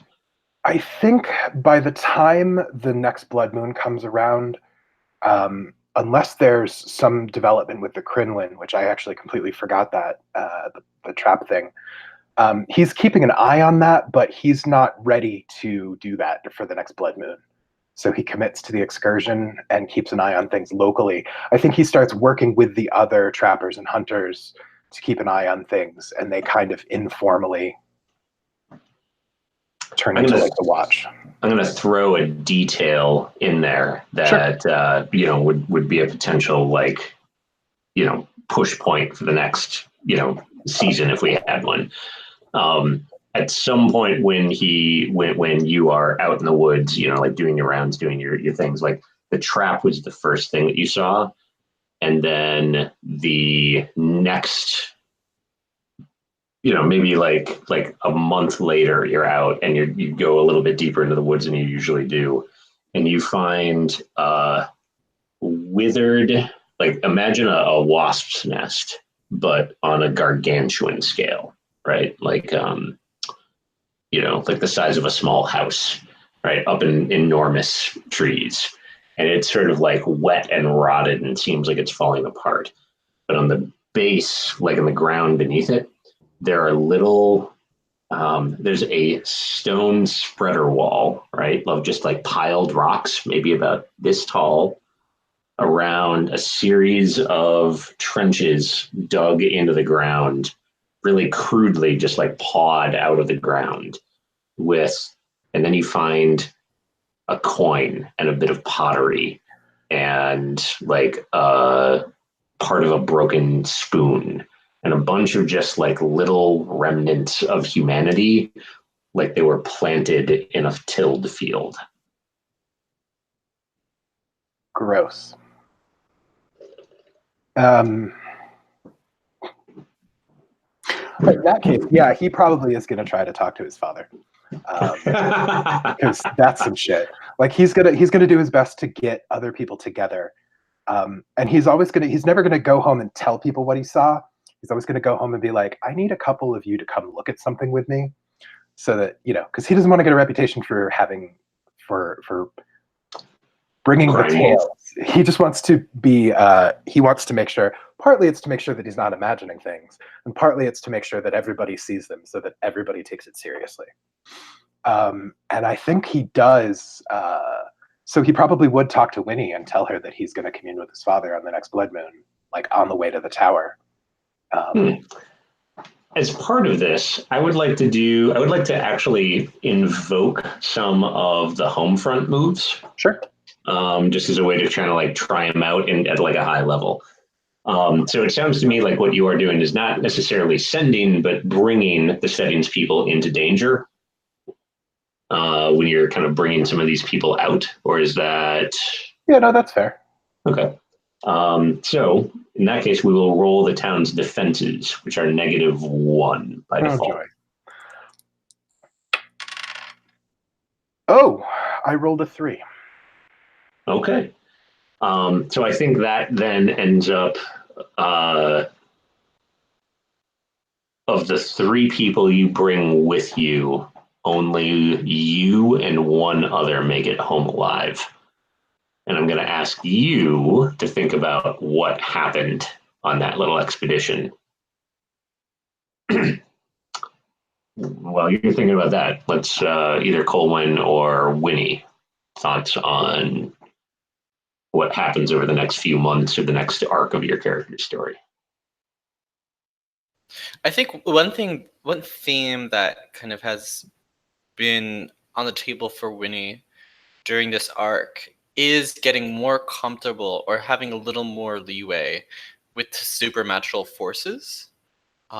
If only because she feels that she is like it's like part of the village. Anwin has told me that his father is going to go, invoke his father. We have a warlock crystal demon imbued into Colwyn. The Lygosi are bringing their own traditions, and I finally have the keys through Owena to get into the crypts below. And it is there that I think that Winnie kind of finds a more arcane base of Arath. What's my god's name? Aratus. Aratus. In one of the kind of paintings I found early on, and I wrote this in the chronicle. Aratus is once represented as like a spider thing. Like it's been known by many forms, and I think amongst the ruins, when you kind of is introduced to magic, or one of the forms of magic, and so she doesn't know quite what to do with herself. So I think she does say to Anwin that she wants to go with him when he invokes his father. She, yeah, and I'm not sure what she finds in the crypts below that would help with that, but she does find something. Yeah. So I'm going to suggest that when... And Torwyn is still in a coma. Yeah, of course. Torwyn is absolutely still in a coma. But we don't have to feed him. It's like he is in a preserved state. It's really weird. And I think that might be one thing she's looking for. She wants to heal him. You know? Oh, sure. Okay. Yeah. Do you think that Torwyn is kept? And this is kind of a question for both you and Colwyn. Of like, since Torwyn is Colwyn's foster brother, like, would he be kept in the Chronicle, or would he be kept like in Colwyn, your family's home? I think Beth Ann's place. I was actually going to suggest Beth Ann too. Yeah, I have a reason for it though. Oh, what's that? Well, I'll wait till I do my epilogue, but okay. I think yeah, he's convalesces with Beth Ann. Yeah, and I think one thing I want to add to the epilogue is my beautiful wedding with the cobbler, where all the Lygosi attend and everyone gets new shoes. Yeah, that's great. It is marred only a little bit by the arrival of like another 100 Lygosi on the doorstep to the town. Yeah, I think I guess I have I have a thought on what you find behind the door. Okay. But if you prefer to just leave it as like a big question mark of like, opening the door and we don't know what you find back there, I'm down with that too. I mean, I see it something as like Castle Greyhawk, where it's just like tunnels that keep going down to more mysteries below. But there's one thing that I find that helps us, and I don't want to define that myself. Maybe if with Anwin we could do one final thing where he invokes his father, and Anwin can control that of what it is that helps. Yeah. Yeah. Okay, but to Colwyn. Yes. If there's nothing else there. So in the very, very immediate short term, the camera pans outside the window, and right after Marat leaves, we hear me immediately accusing Beth Ann of being jealous. I'm like, you're just jealous. You can't stand it when I'm with someone else. It drives you crazy. And then she screams back, you were in my bed. And like, this is all like going, for a minute. And you stole my power. Right. And then like it fast forwards a little bit. And basically what happens is Marat and I and Beth Ann become kind of thick as thieves. We become like it's a sort of like classic like 1980s like throuple romance thing. We are always together. We are, we laugh, and we like, we see a scene of me like with my shirt off, like doing like doing like jumping push-ups or whatever, and like Marat and Beth Ann are like laughing or whatever, right? That kind of thing. I think it's making everybody in the town want to puke, right?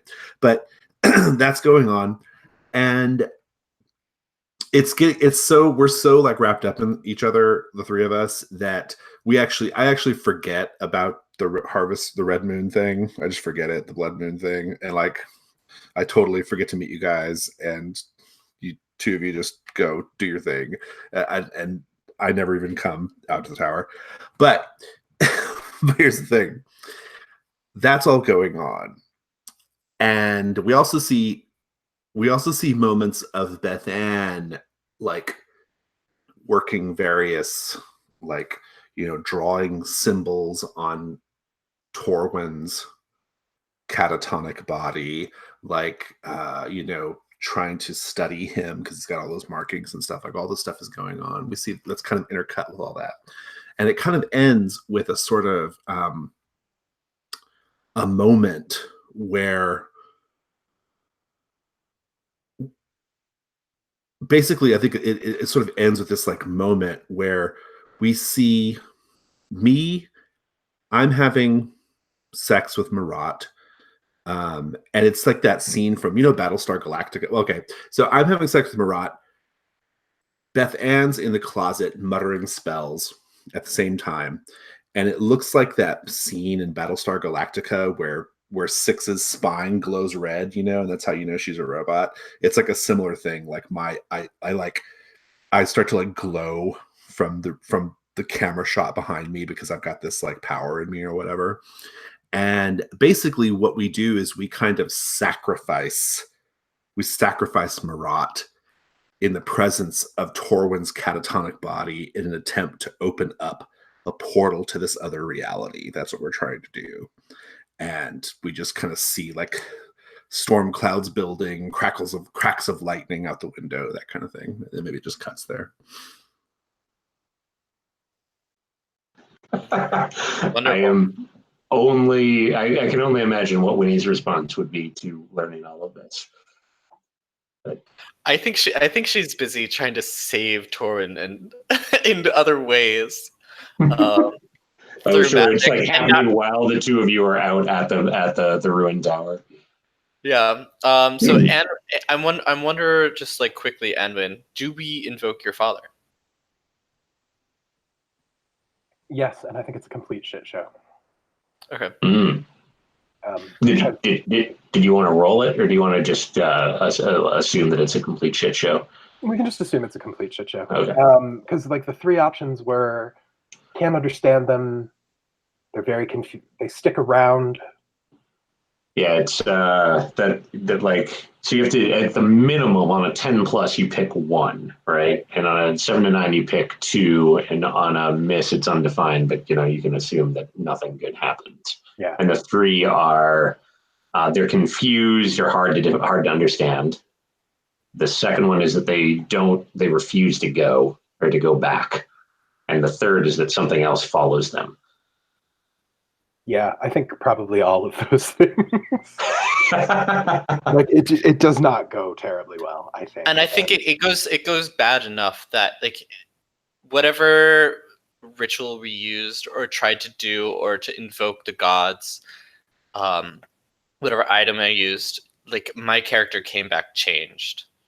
Her spunk kind of just was taken out of her. And was taken into that void where the ghosts are, and it's just she just comes back an iron slab like her hammer. Just yeah. I like it. Nope. What does nope mean? Are you just? I was answering the question about does Colwyn own any shirts? Oh, okay. the timing on it was really like, nope. Yeah, I think that's probably the end of Winnie and Anwin's friendship, because Anwin comes back grimly determined to deal with the Crinwin himself. Ooh. Yeah. So, and I think Winnie goes hard on the Lygosi after that. And after that brief respite of peace, like, it's just no. She becomes adamant and Just like a real type. Like a real type. Cool. Yeah, that's pretty grim shit. All right. And credits. All right. Cool. I'm gonna go ahead and stop the broadcast. Bye, everybody. Thanks for watching. This is Stonetop. Thank you.